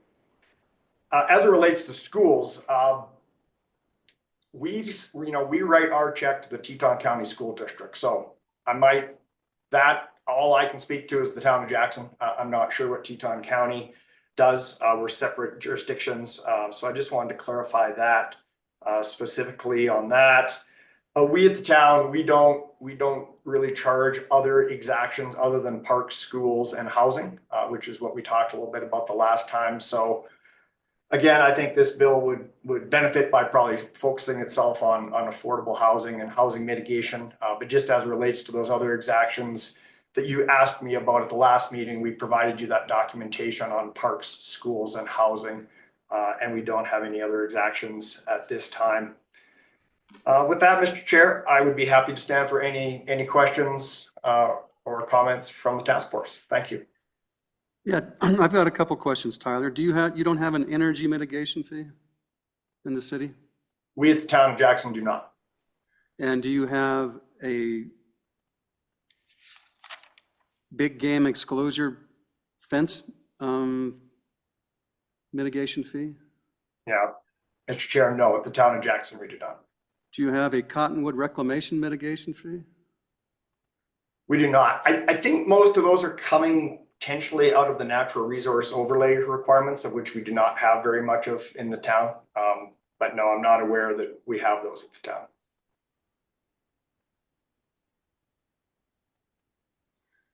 Do you have a transportation fee? We do not currently. That is something we have talked about and kind of have looked at a little bit as far as going forward. But at the current time, sometimes we ask for transportation impact analysis, which are usually used to not collect a fee, but to actually justify, the actual construction of physical improvements on a roadway, for example, or an intersection. But we don't have a transportation fee at this time, but it is something we've looked at. And I'm curious, if you build a residence, and so you then theoretically, building one new residence on a block won't impact traffic on a corner or a street corner, but, or doesn't? Yeah, good question, Mr. Chairman.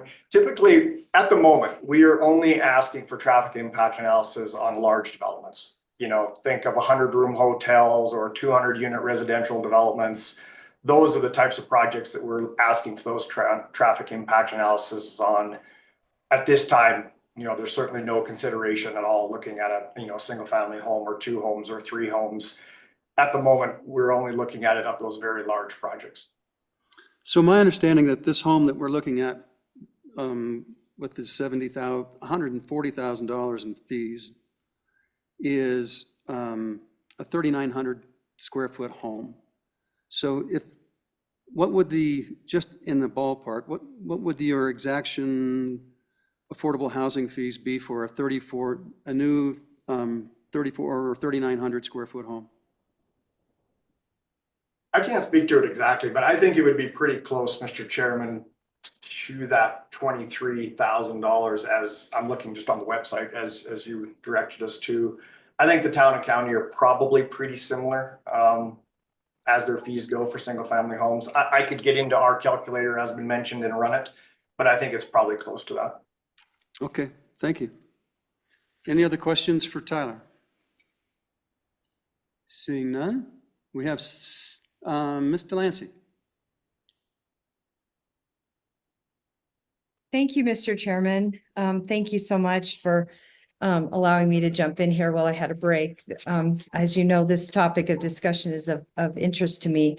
And I just really, I know I'm a little bit late to the discussion. I've been listening for a few minutes, but I really hope that we as a task force move this bill forward.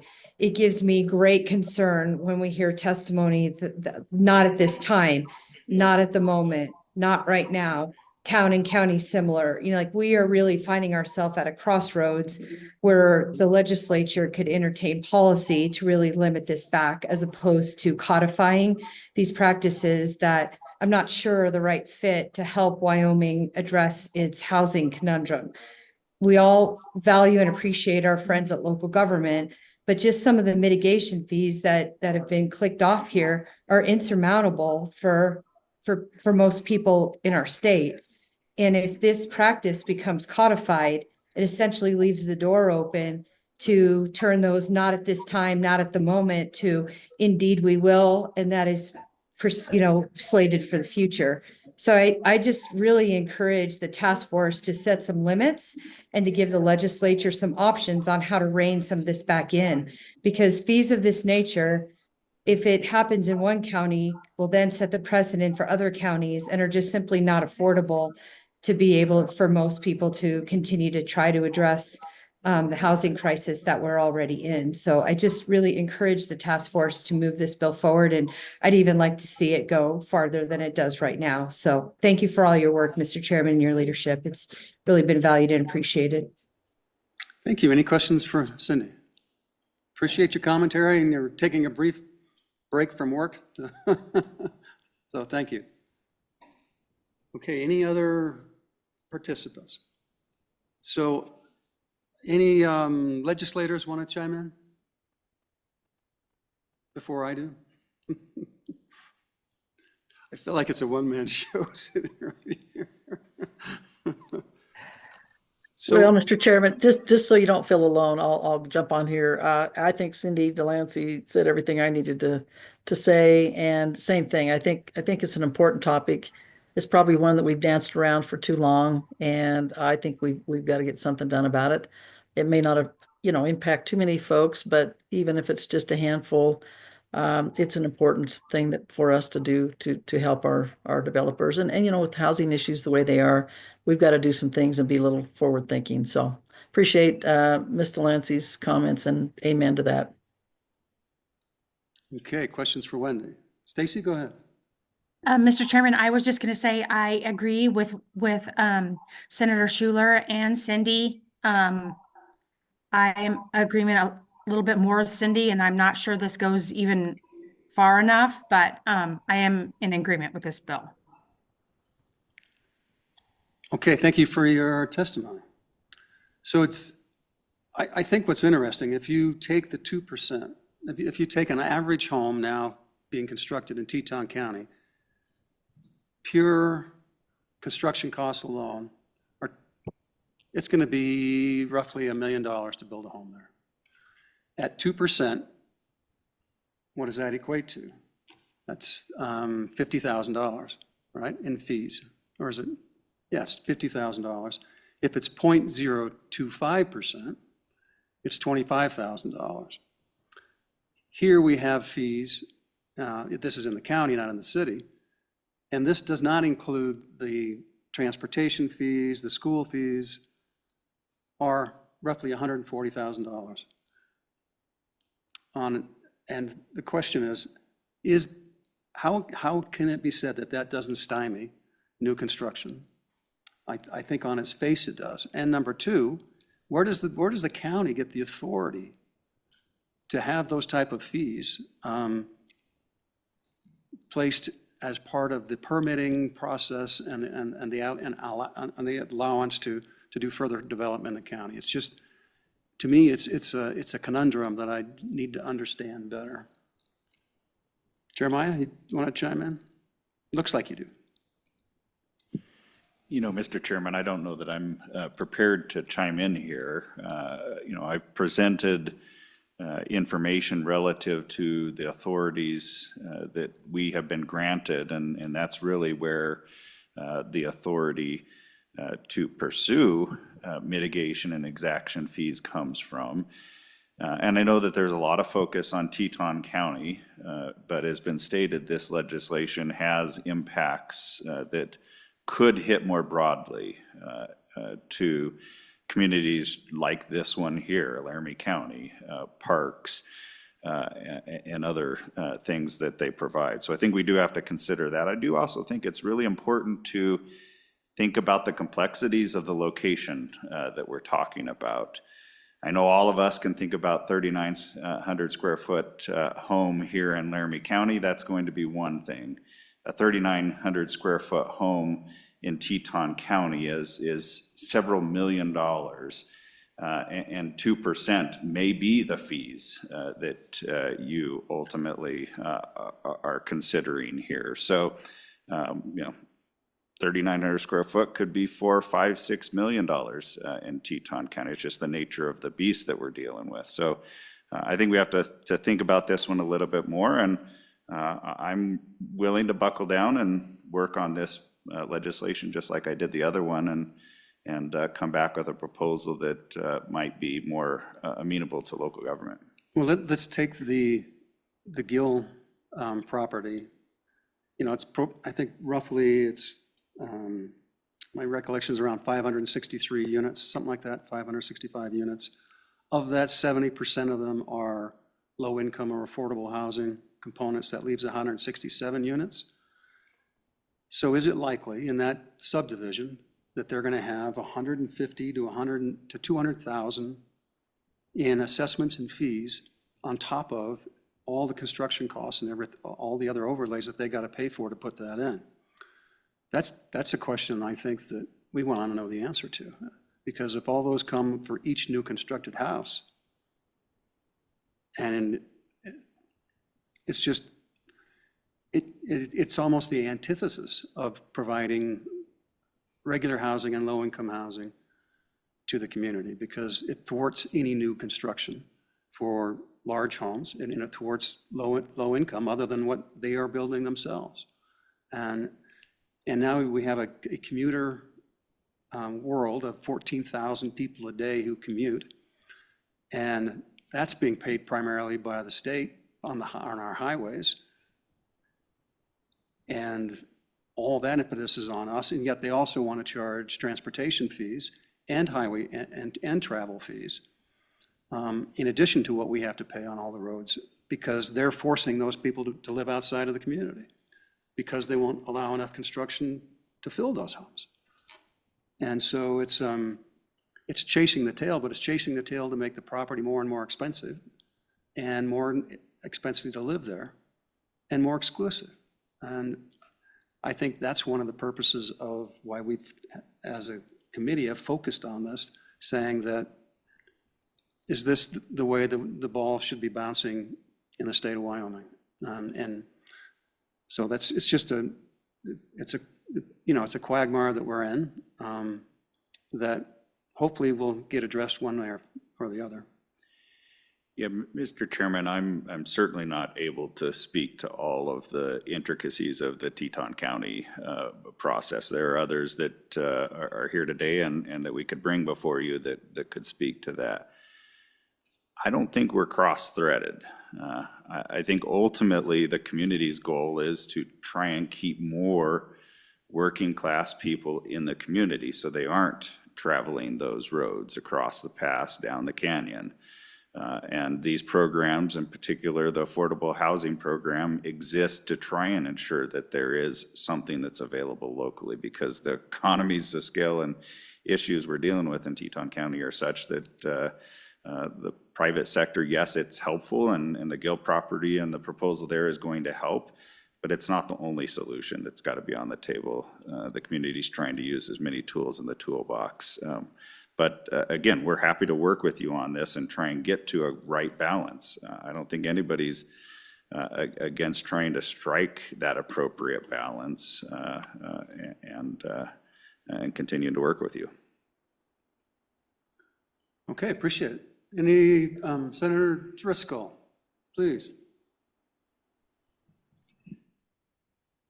Thank you. Kind of been loath to enter in, and I just feel compelled to.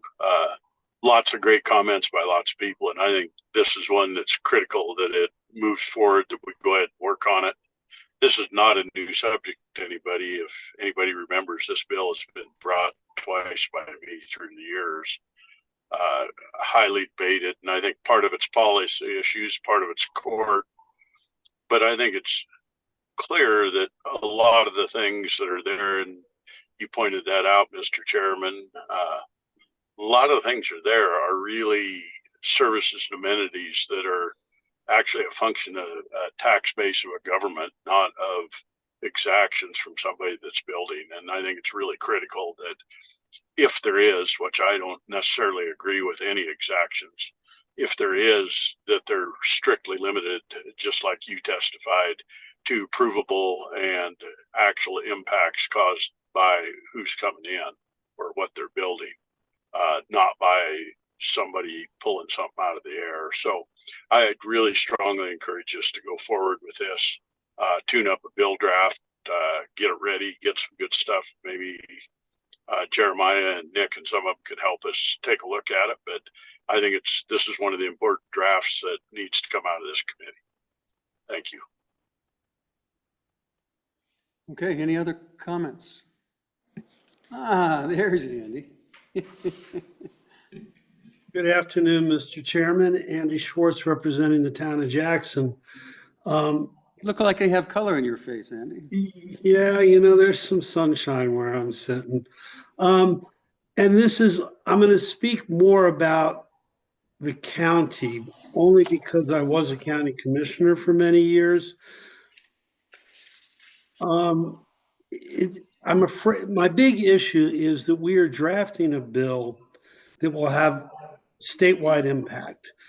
And I mentioned this at the last meeting. For instance, the square footage, inserting numbers like that into this bill, what works in one county or one town may not be appropriate in another.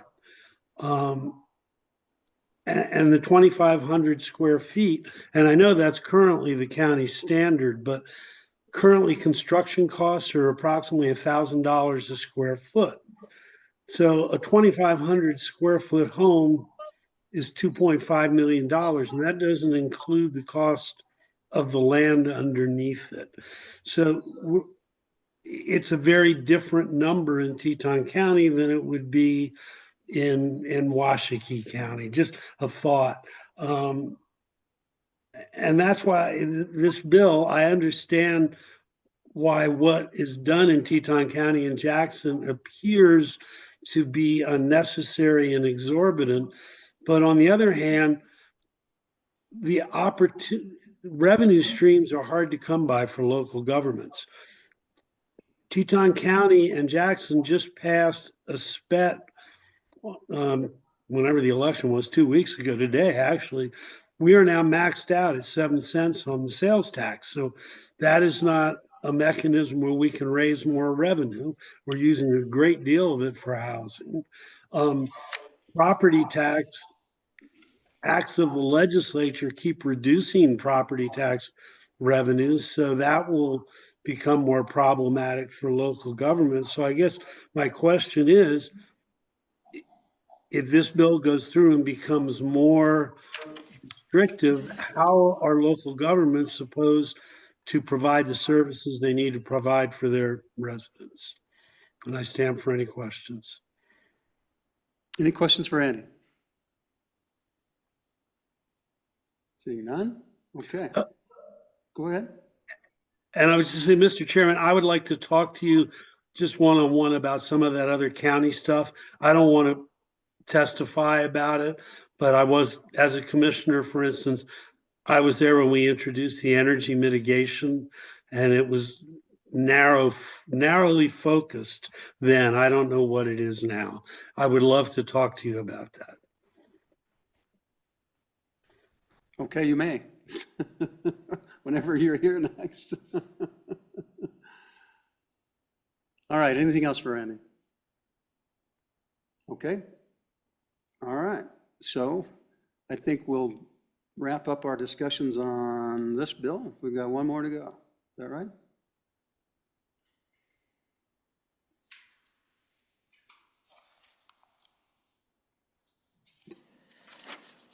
Mr. Chairman, the next bill is 25 LSO 345, Working Draft 0.4, and I'm David Hopkinson with the Legislative Service Office to walk through that one. Mr. Chairman, this bill comes from the request at the last meeting for a bill dealing with moratoriums on construction. This particular draft is modeled after Arizona's moratorium law. Certainly, I think this draft contains a number of policy questions that the committee can address and consider. That staff comment on page 2 just highlights a couple of those and a couple distinctions that the draft makes between urban land versus rural land and how those are treated differently as currently drafted. But what this draft does then, it creates a new Chapter 13 and creates Wyoming Statute 1613 101 and 102. The first section there, 101, provides some definitions that are important throughout the draft. First up is the definition for compelling need, which is a clear and imminent danger to the health and safety of the public. And it provides a definition for essential public facilities. And this is somewhat limiting, Mr. Chairman, so it basically means water, sewer, and street improvements and water resources to the extent that those improvements and resources are provided by county, city, town, or private utility.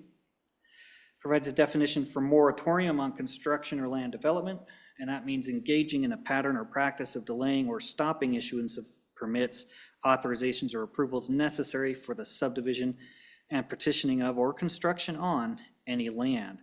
It specifically does not include denial or delay of permits or authorizations because the permits or authorizations are inconsistent with applicable statutes, rules, or other ordinances.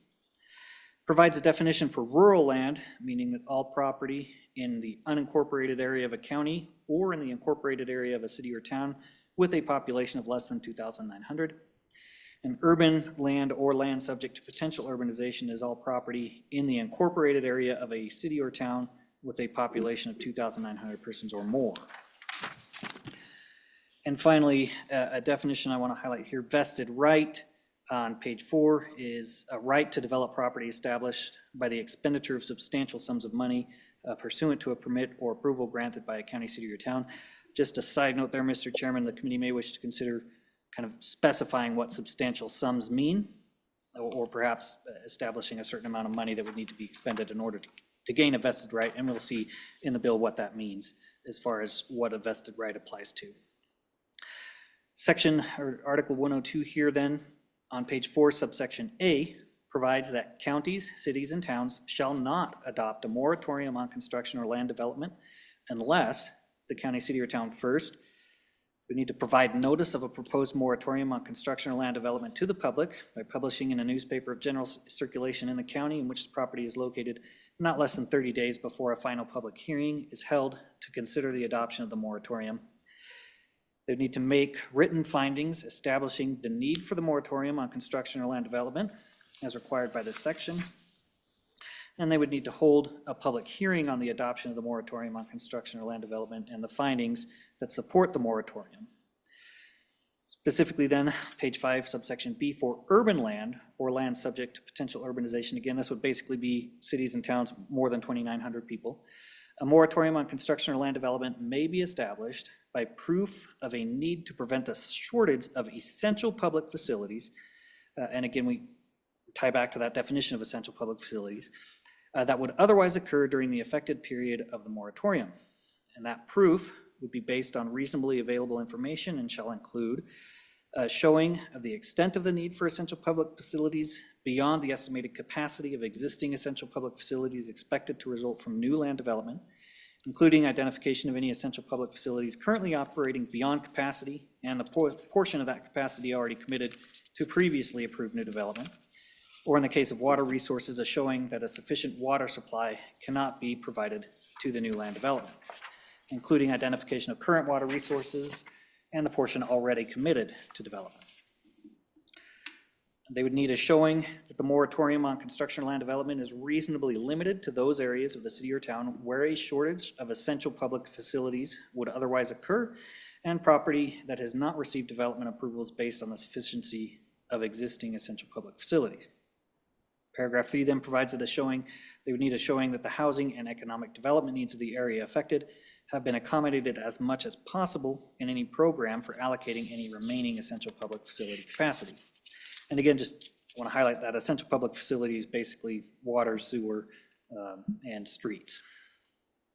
Subsection C is a moratorium on construction or land development not based on a shortage of essential public facilities under subsection B shall be established by proof of a compelling need for other public facilities, including police and fire facilities. That proof shall be based on reasonably available information and shall include for urban or land subject to urbanization, a showing that application of the existing development laws, rules, or ordinances is inadequate to prevent irrevocable public harm from development in affected geographical areas, a showing that the moratorium on construction or land development is sufficiently limited to ensure that a needed supply of affected housing types and the supply of commercial and industrial facilities within or in proximity to the city or town are not unreasonably restricted by the adoption of the moratorium on construction or land development. An explanation of the reasons that alternative methods of achieving the objectives of the moratorium on construction or land development are unsatisfactory, and a showing that a city or town has determined that the public harm that would be caused by a failure to impose a moratorium outweighs the adverse effects of the moratorium on affected local governments, including shifts in demand for housing or economic development, public facilities and services, and the overall impact of the moratorium on construction or land development on population distribution. And finally, a showing that a city or town proposing the moratorium or land on construction or land development has developed a work plan and time schedule for achieving the objectives of the moratorium on construction or land development.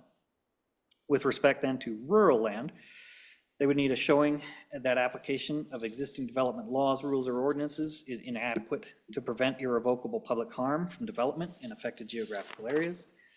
An explanation of the reasons that alternative methods of achieving the objectives of the moratorium on construction or land development are unsatisfactory. A showing that the moratorium is sufficiently limited to ensure that lots of parcels outside the affected geographical areas are not unreasonably restricted. A showing that a county, city, or town proposing the moratorium has developed a work plan and time schedule for achieving the objectives of the moratorium.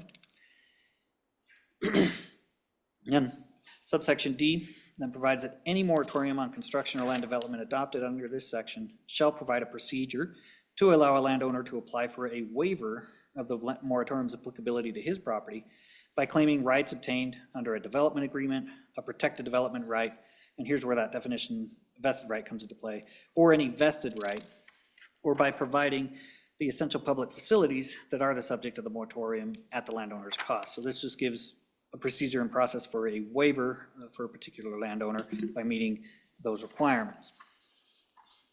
Subsection E then, on page 10, provides a moratorium on construction or land development adopted under C1.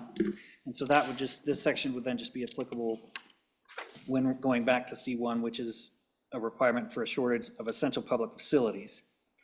If they're operating under that prong, that moratorium shall not remain in effect for more than 120 days, and that moratorium may be extended for additional periods of time not to exceed a total time of 120 days if a county, city, or town adopting the moratorium holds a public hearing on a proposed time. Getting some feedback, sorry. Okay. So they would need to hold a public hearing on a proposed time extension and adopt written findings that verify the problem requiring the need for the moratorium to be extended, and demonstrate that reasonable progress is being made to alleviate the problems that justified the moratorium, and set a specific duration for the renewal of the moratorium on construction or land development.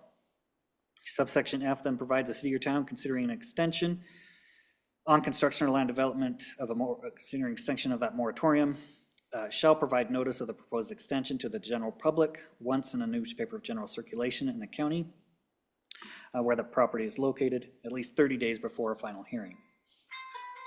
Subsection G then provides this section shall not prevent a county, city, or town from complying with any state or federal law, regulation, or order. So it provides kind of that carve out to make sure that any other applicable state or federal law is being complied with. And then subsection 2 then provides this act applies to moratoriums on construction or land development adopted on and after July 1, 2025, and the act itself would be effective July 1, 2025. With that, I would stand for any questions on the bill.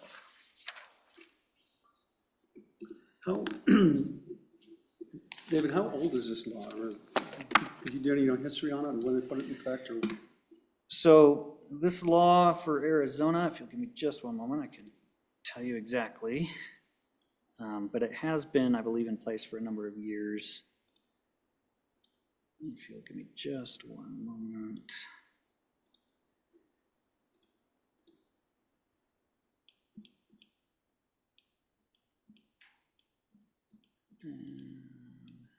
So it looks like it was originally adopted in 1996 and amended in 2010. Did you find any other similar moratorium laws? So, Mr. Chairman, I did take a look at laws from 5 total states. I did provide an appendix to the committee that they can look at in their email. That included Arizona, New Hampshire, New Jersey, Oregon, and Utah. And a lot of those laws were similar in the same area. I chose Arizona to base as the model because it seemed to be the most on point with the requests that the committee made and the discussion that the committee had. But certainly, again, all this policy choice for the committee and any changes that they would like to make. Okay, thank you. Thank you for putting this together on short notice. Any public comments on this draft? And we realize that obviously we haven't had a lot of time to do some homework on this yet, so it's fairly new, but please, Jeremiah, go ahead. Thank you, Mr. Chairman. Again, Jeremiah Riemann with the County Commissioners Association. You're right, we haven't had a whole lot of time to take a look at this, but I will say this. I ultimately think that this bill is unnecessary and has a great potential to confuse things. Mr. Chairman, I come to that conclusion because we actually have some case law, at least relative to the counties, on this particular issue. And in particular, I'm going to point you to a case of the Wyoming Supreme Court from 1977. That was Scholler versus the Park County Board of County Commissioners. In that particular case, the Board of County Commissioners enacted a moratorium, indicated that they were going to ultimately hold a public hearing and make a determination on the issue, and they never did that. In fact, when the appointed time came, they continued to institute that moratorium for 6-month to year increments, and ultimately it carried out for 5 years. In the intervening years, a couple had wanted to construct a small business and sought relief of the court to do that, or sought relief of the court after the county came to stop that particular development, given that moratorium. It went up through the courts. Initially, the court said that the commissioners were within their powers to do what they did, and the Supreme Court ultimately disagreed. And in doing so, I'll just read a few different components of that decision. The court ultimately agreed that a county has the power to impose a temporary land freeze, and they used the word temporary there as a pending adoption of an appropriate resolution to the particular issue. But they go on to say that there are certain limitations to the exercise of that power. They further go on to say that agencies of state and county government will be charged with acting within reasonable timeframes. They may not, in the name of exercising their delegated police power, act so lethargically as to effectively confiscate private property, nor may their action or interaction so severely hamper its use as to bring about its confiscation. In this particular issue, the Supreme Court ultimately believed that the county's resolution expired, or moratorium expired 6 months after they had put that in place. They did that on the belief, one, that the county had said they were going to hold their public hearing and go through their land use revision process in that time. But they went on to say that even if they had held the required public hearing, we are not convinced that the freeze resolution could have been annually extended for an indefinite time thereafter. So in other words, the courts have already said that at least for counties, we have a duty to timely act and act reasonably as it relates to moratoriums. Mr. Chairman, the one other thing that I'll say is that the focus of— What was the citation on that? Mr. Chairman, again, Scholler, that's SCHOELLER versus Board of County Yeah, Commissioners. but what's the page number on Pacific Second? Which The page? site, the site to it? Let me see if I can get that for you. Should be.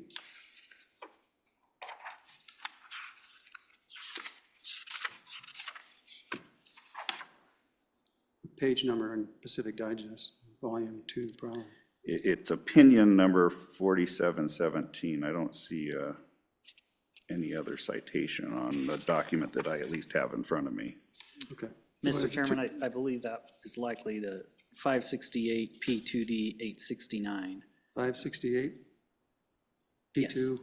568 P2D 869. 869? Thanks. Okay, go ahead. Mr. Chairman, the only other thing I wanted to say, that this construction moratorium bill is very focused, or at least in some sense, but it does have some broad application.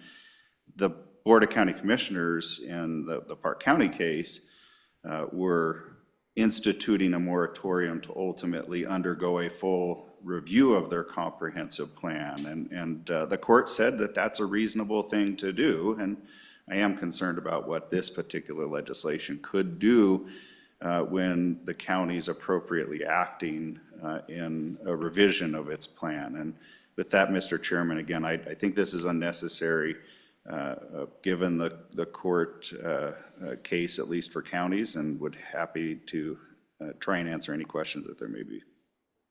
Okay, questions for Jeremiah? Thank you. Okay, next. Mr. Chairman, we have Ms. Ruth.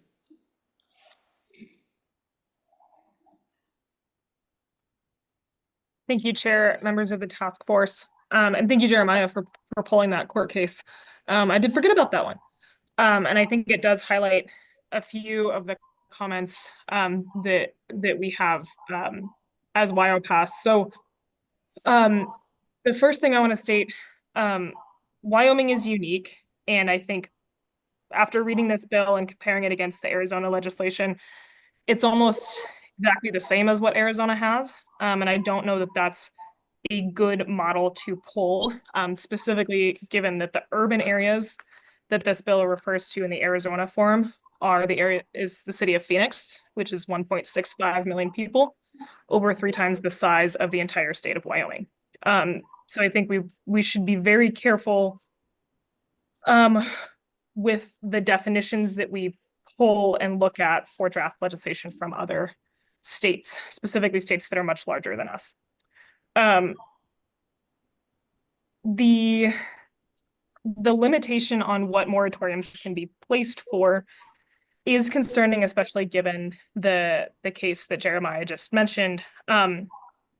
One of the most common things that I see, not just in Wyoming, but in Colorado, Utah, Montana, and the Dakotas, is that moratoriums are used to address a community concern actively through policy or regulatory updates. So I'll give a couple examples here. So Carbon County, in 2008, I believe it was, in 2003, they placed a moratorium to update their land use regulations wholly. I don't have the specific date of how long those were. I believe it was a couple 120-day moratoriums.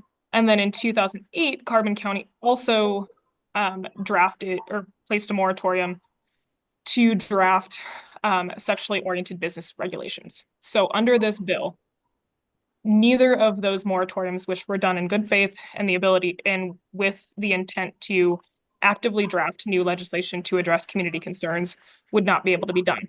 So under this bill as written, if there was a valid community concern raised, specifically related to public health, safety, and welfare, both counties and towns would not be able to place a temporary hold on development in order to address those concerns through a public process, whether that's policy update or regulatory update.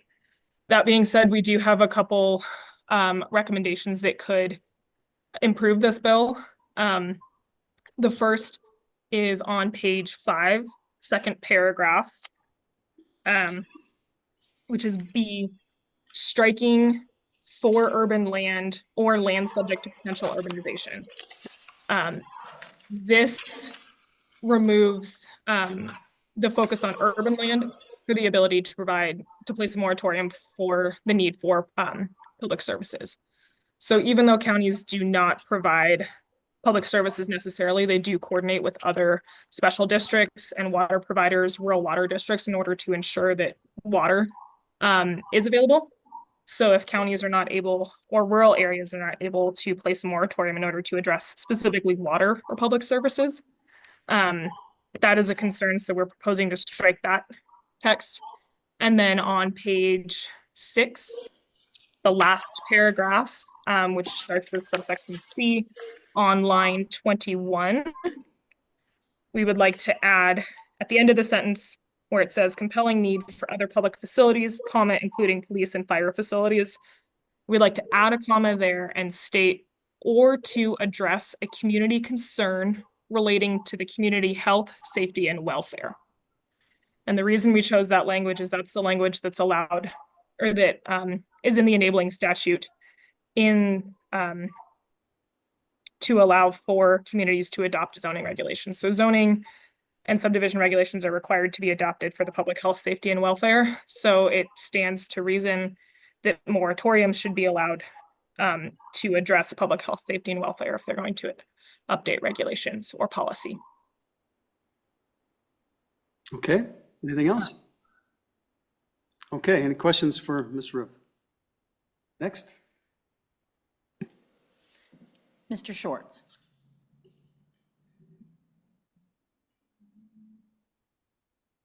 Fire away, Andy. Thank you, Mr. Chairman. Once again, Andy Schwartz representing the town of Jackson. I'll start with a disclaimer, as I am not a lawyer.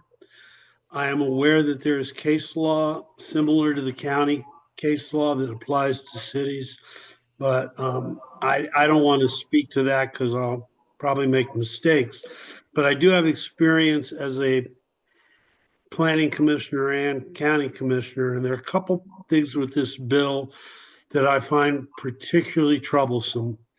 I'll start with the first, which is it narrows the use of a moratorium strictly to impact on public facilities and public services. But towns are authorized in statute to regulate building size.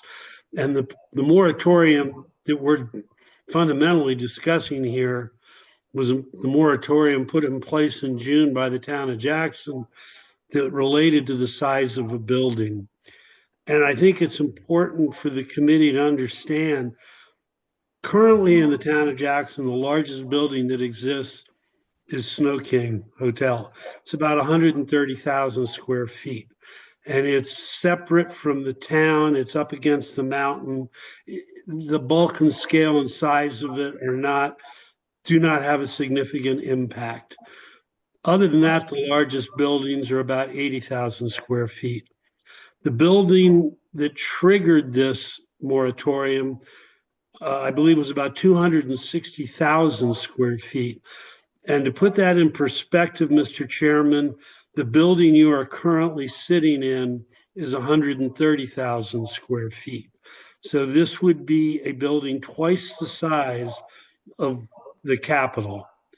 Why that's relevant, when you come into Jackson, there's a sign from one entrance, last and best of the Old West. And that's kind of the image that Mr. McLaurin loves to interfere with me. That's part of the image that Jackson wants to have to generate the revenue stream and sales tax and property tax that the entire state is benefiting. And the building in question was right on the corridor coming into the town from Yellowstone and Grand Teton. So the last and best of the Old West, the first impression people will get is of a 260,000 square foot building. Having spent 30 years as a owner and operator of retail stores on the square and around the square, I know that's not the impact that the community wants. I think it is by narrowing the use of a moratorium and not allowing building size, which is part of state authorized zoning, I think that's too narrow. And I don't think it gives communities a protection they deserve. I could go on about where moratoriums have been enacted in other areas where they are not related just to, public facilities and public safety, that had great economic benefits for these communities. Conversation for another time. My other issue is the timeline. The moratorium in Jackson would conform to the timelines in the bill. It was originally scheduled to be about 120 days. They then extended it to, I want to say maybe 180. They've had their timelines published on their website. It's all been done, I think, very much according to the description of the bill. But when you're talking public facilities, if the issue becomes water and sewer or roads, the notion that you can construct something in 180 days to take care of the issues that were created by the application, I think is unlikely. It could take that long just to do planning at best, and then you have to do construction to, say, expand a sewer plant. So I think that both the limitation on the uses of a moratorium and the timeline are not appropriate, and I stand for any questions. Questions for Andy? Seeing none? Okay, next. Nobody else? Any other legislative comment on this bill?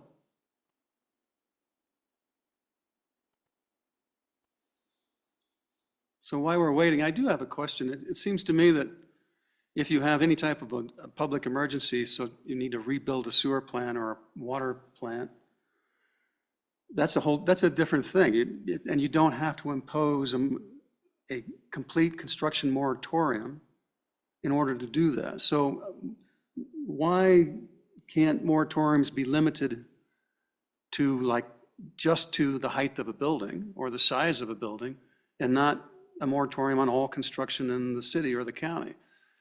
And the case law you're talking about, that was a 5-year moratorium.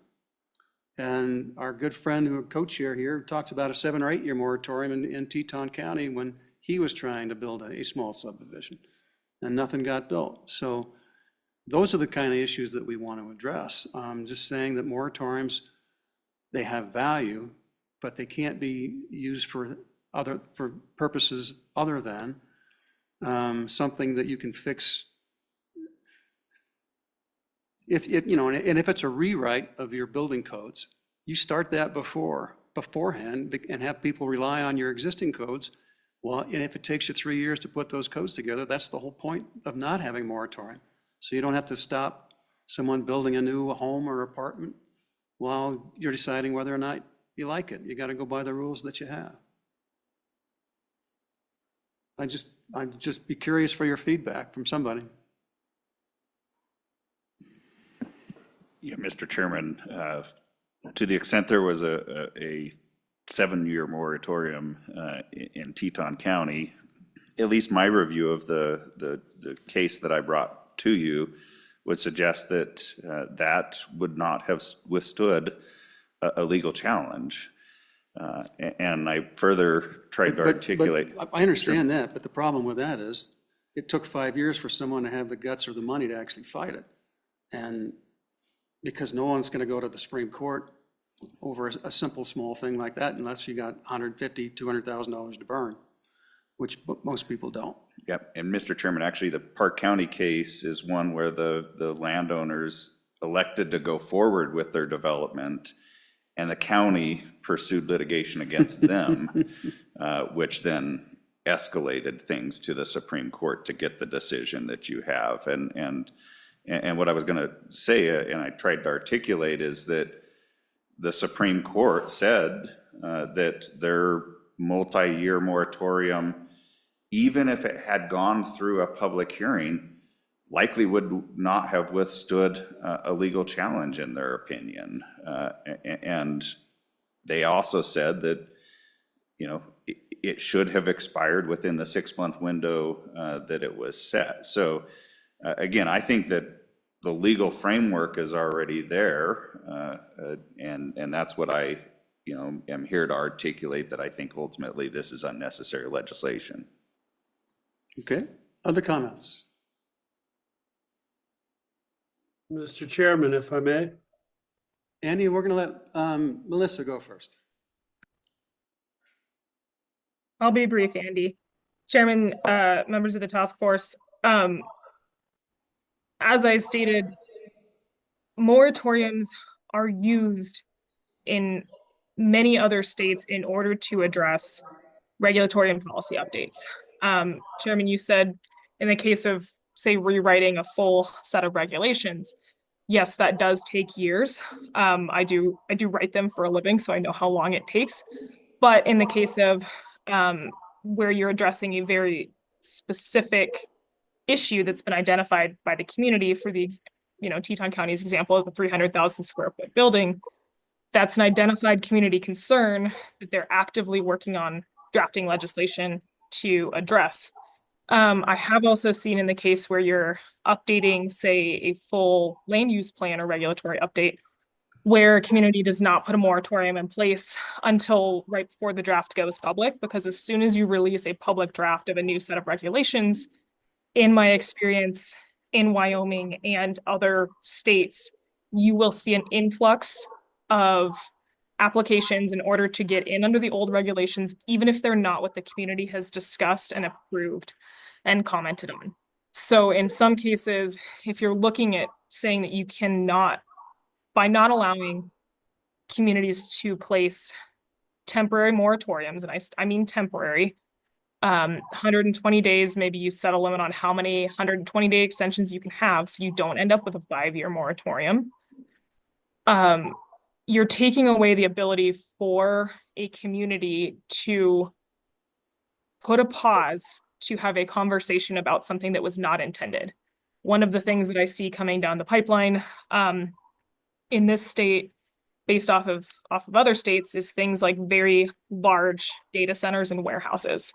So there's a lot of communities that do not have regulations or standards relating to what are commonly called large load electric users. Things like data centers, data mining, cryptocurrency mining, things like that, that have a significant impact on water, sewer, electricity, and community character. There are communities that have put moratoriums in place in other states in order to draft specific regulations to address things like that. Maybe it's reworking this bill, and I'm happy to work with the committee and WAM and WCCA to address some of these concerns. But there needs to be some availability and allowance for local governments to put a temporary pause on specific types of development to address community concerns. Otherwise, you're not addressing the community concern, and you're flying in the face of public input.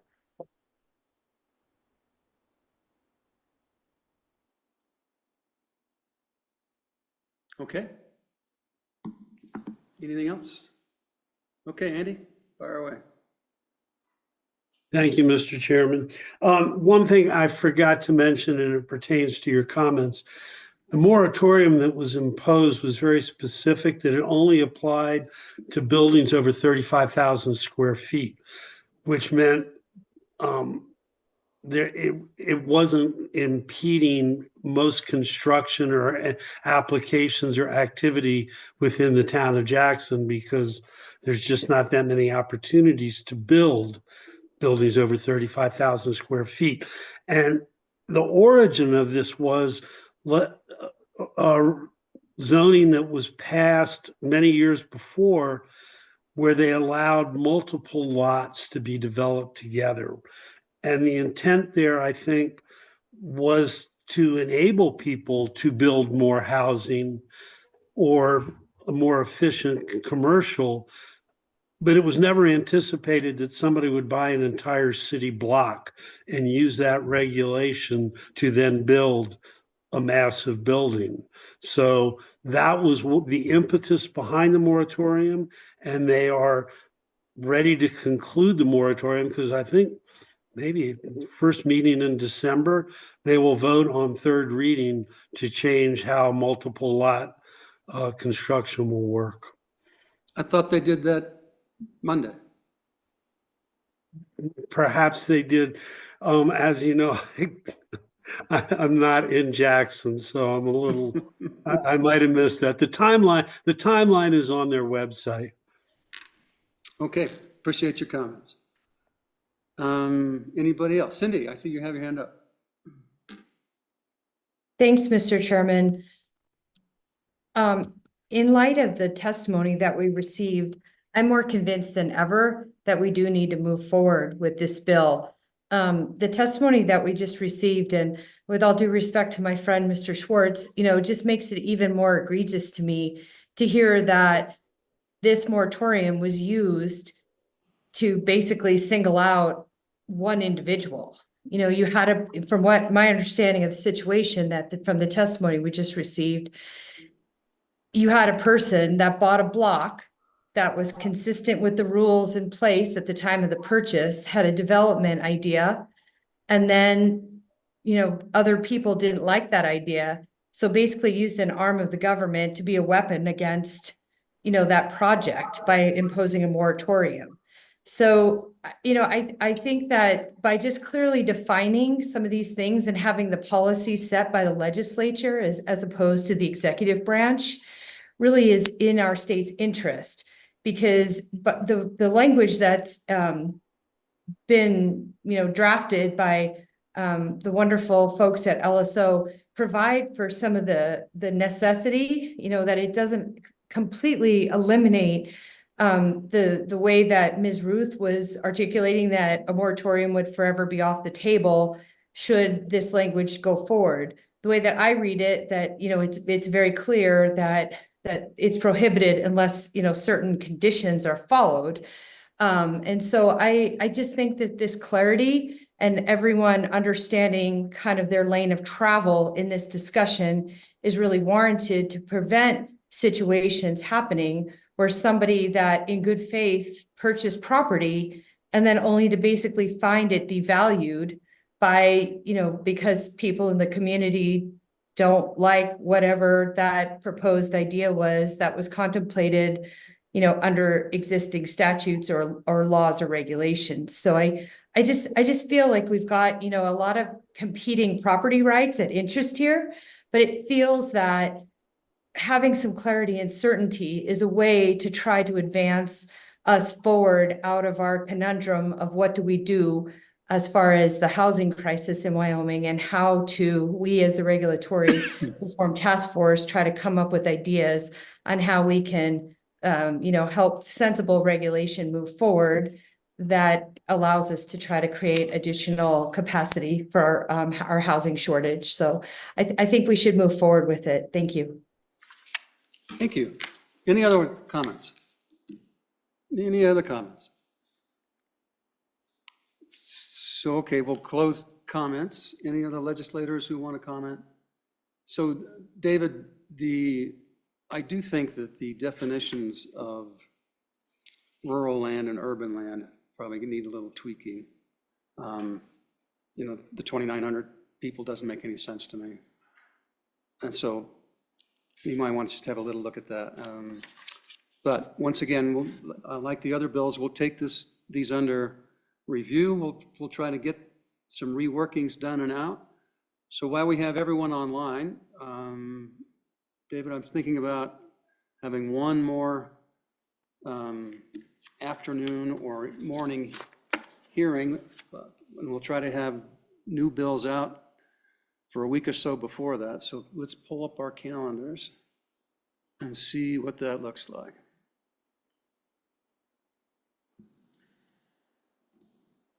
And Mr. Chairman, just to highlight, if the intent is to bring these bills to the Appropriations Committee, they are meeting, I'm just pulling up the calendar here myself, but the 9th through the 13th, and that is likely the last opportunity for this to be heard by another committee. I think other than Minerals is meeting on December 2nd, and Water is meeting on December 19th, but other than that, I think it's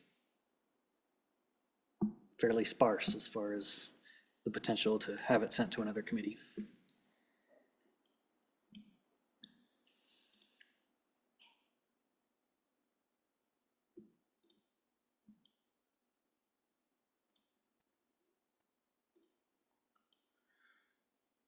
Mr. Chairman, I'm wondering about just looking at LSO with Thanksgiving and everything coming up.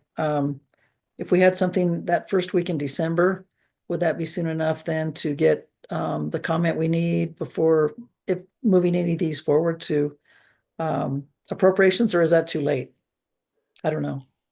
So thank you, Wendy. I think that works. The changes aren't going to be all that significant on 2 or 3 of these bills. So we could at least have a divvy at it, and then on appropriations, we can slide them in based upon our schedules throughout the week.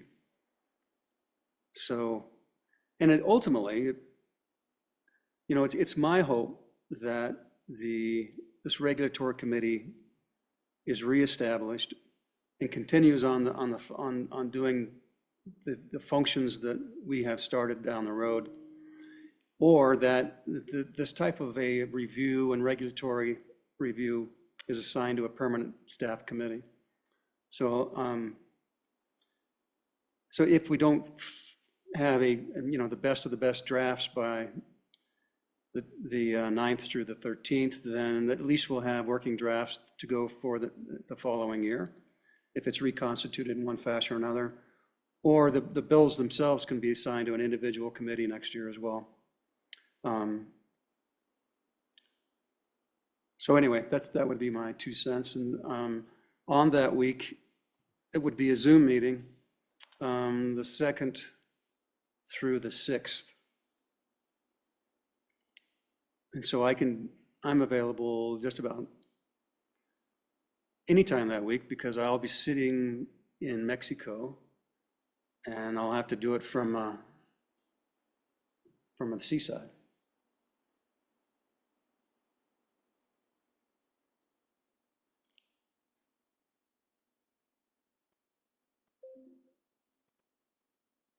So anyone else on those? got Could we look at the conflicts? 3rd? Could we look at the 3rd of December perhaps, Mr. Chairman? That way, we don't go on Monday.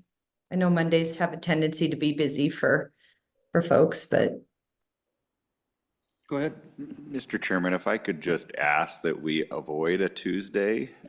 You have said a lot of these on Tuesday, which has meant that our representative, Commissioner Gunnar Malm, has not been able to He's just attend busy these, on and that is a Tuesdays. commissioner day, so.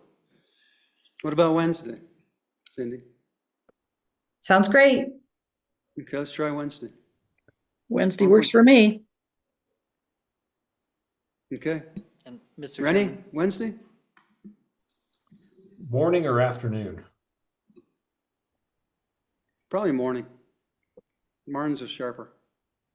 I am unavailable on the morning of the 4th for a chunk of that, but I can try to jump in and out. I would ask for afternoon too, Mr. Chairman, if possible. I'm good either way. I mean, I might have a Corona in my hand in the afternoon. Let's try the afternoon. It's 1 on the 4th. Okay? We'll tentatively schedule that, and we'll see what kind of squawking we get back. Thank you, Mr. Chairman. Okay, let me put that in here. Okay, with that, any other comments or questions, David? Mr. Chairman, did we take roll? I don't know that we ever did. I take don't know, roll. we never had a quorum to take roll. Actually, I think we can say, we can see who was present. So I think just all the folks that participated or were online, just list them.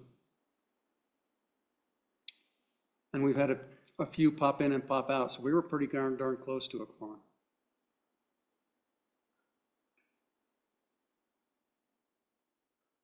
Okay, does that work for you? Okay, with that, we'll stand and adjourn. Thanks, everybody.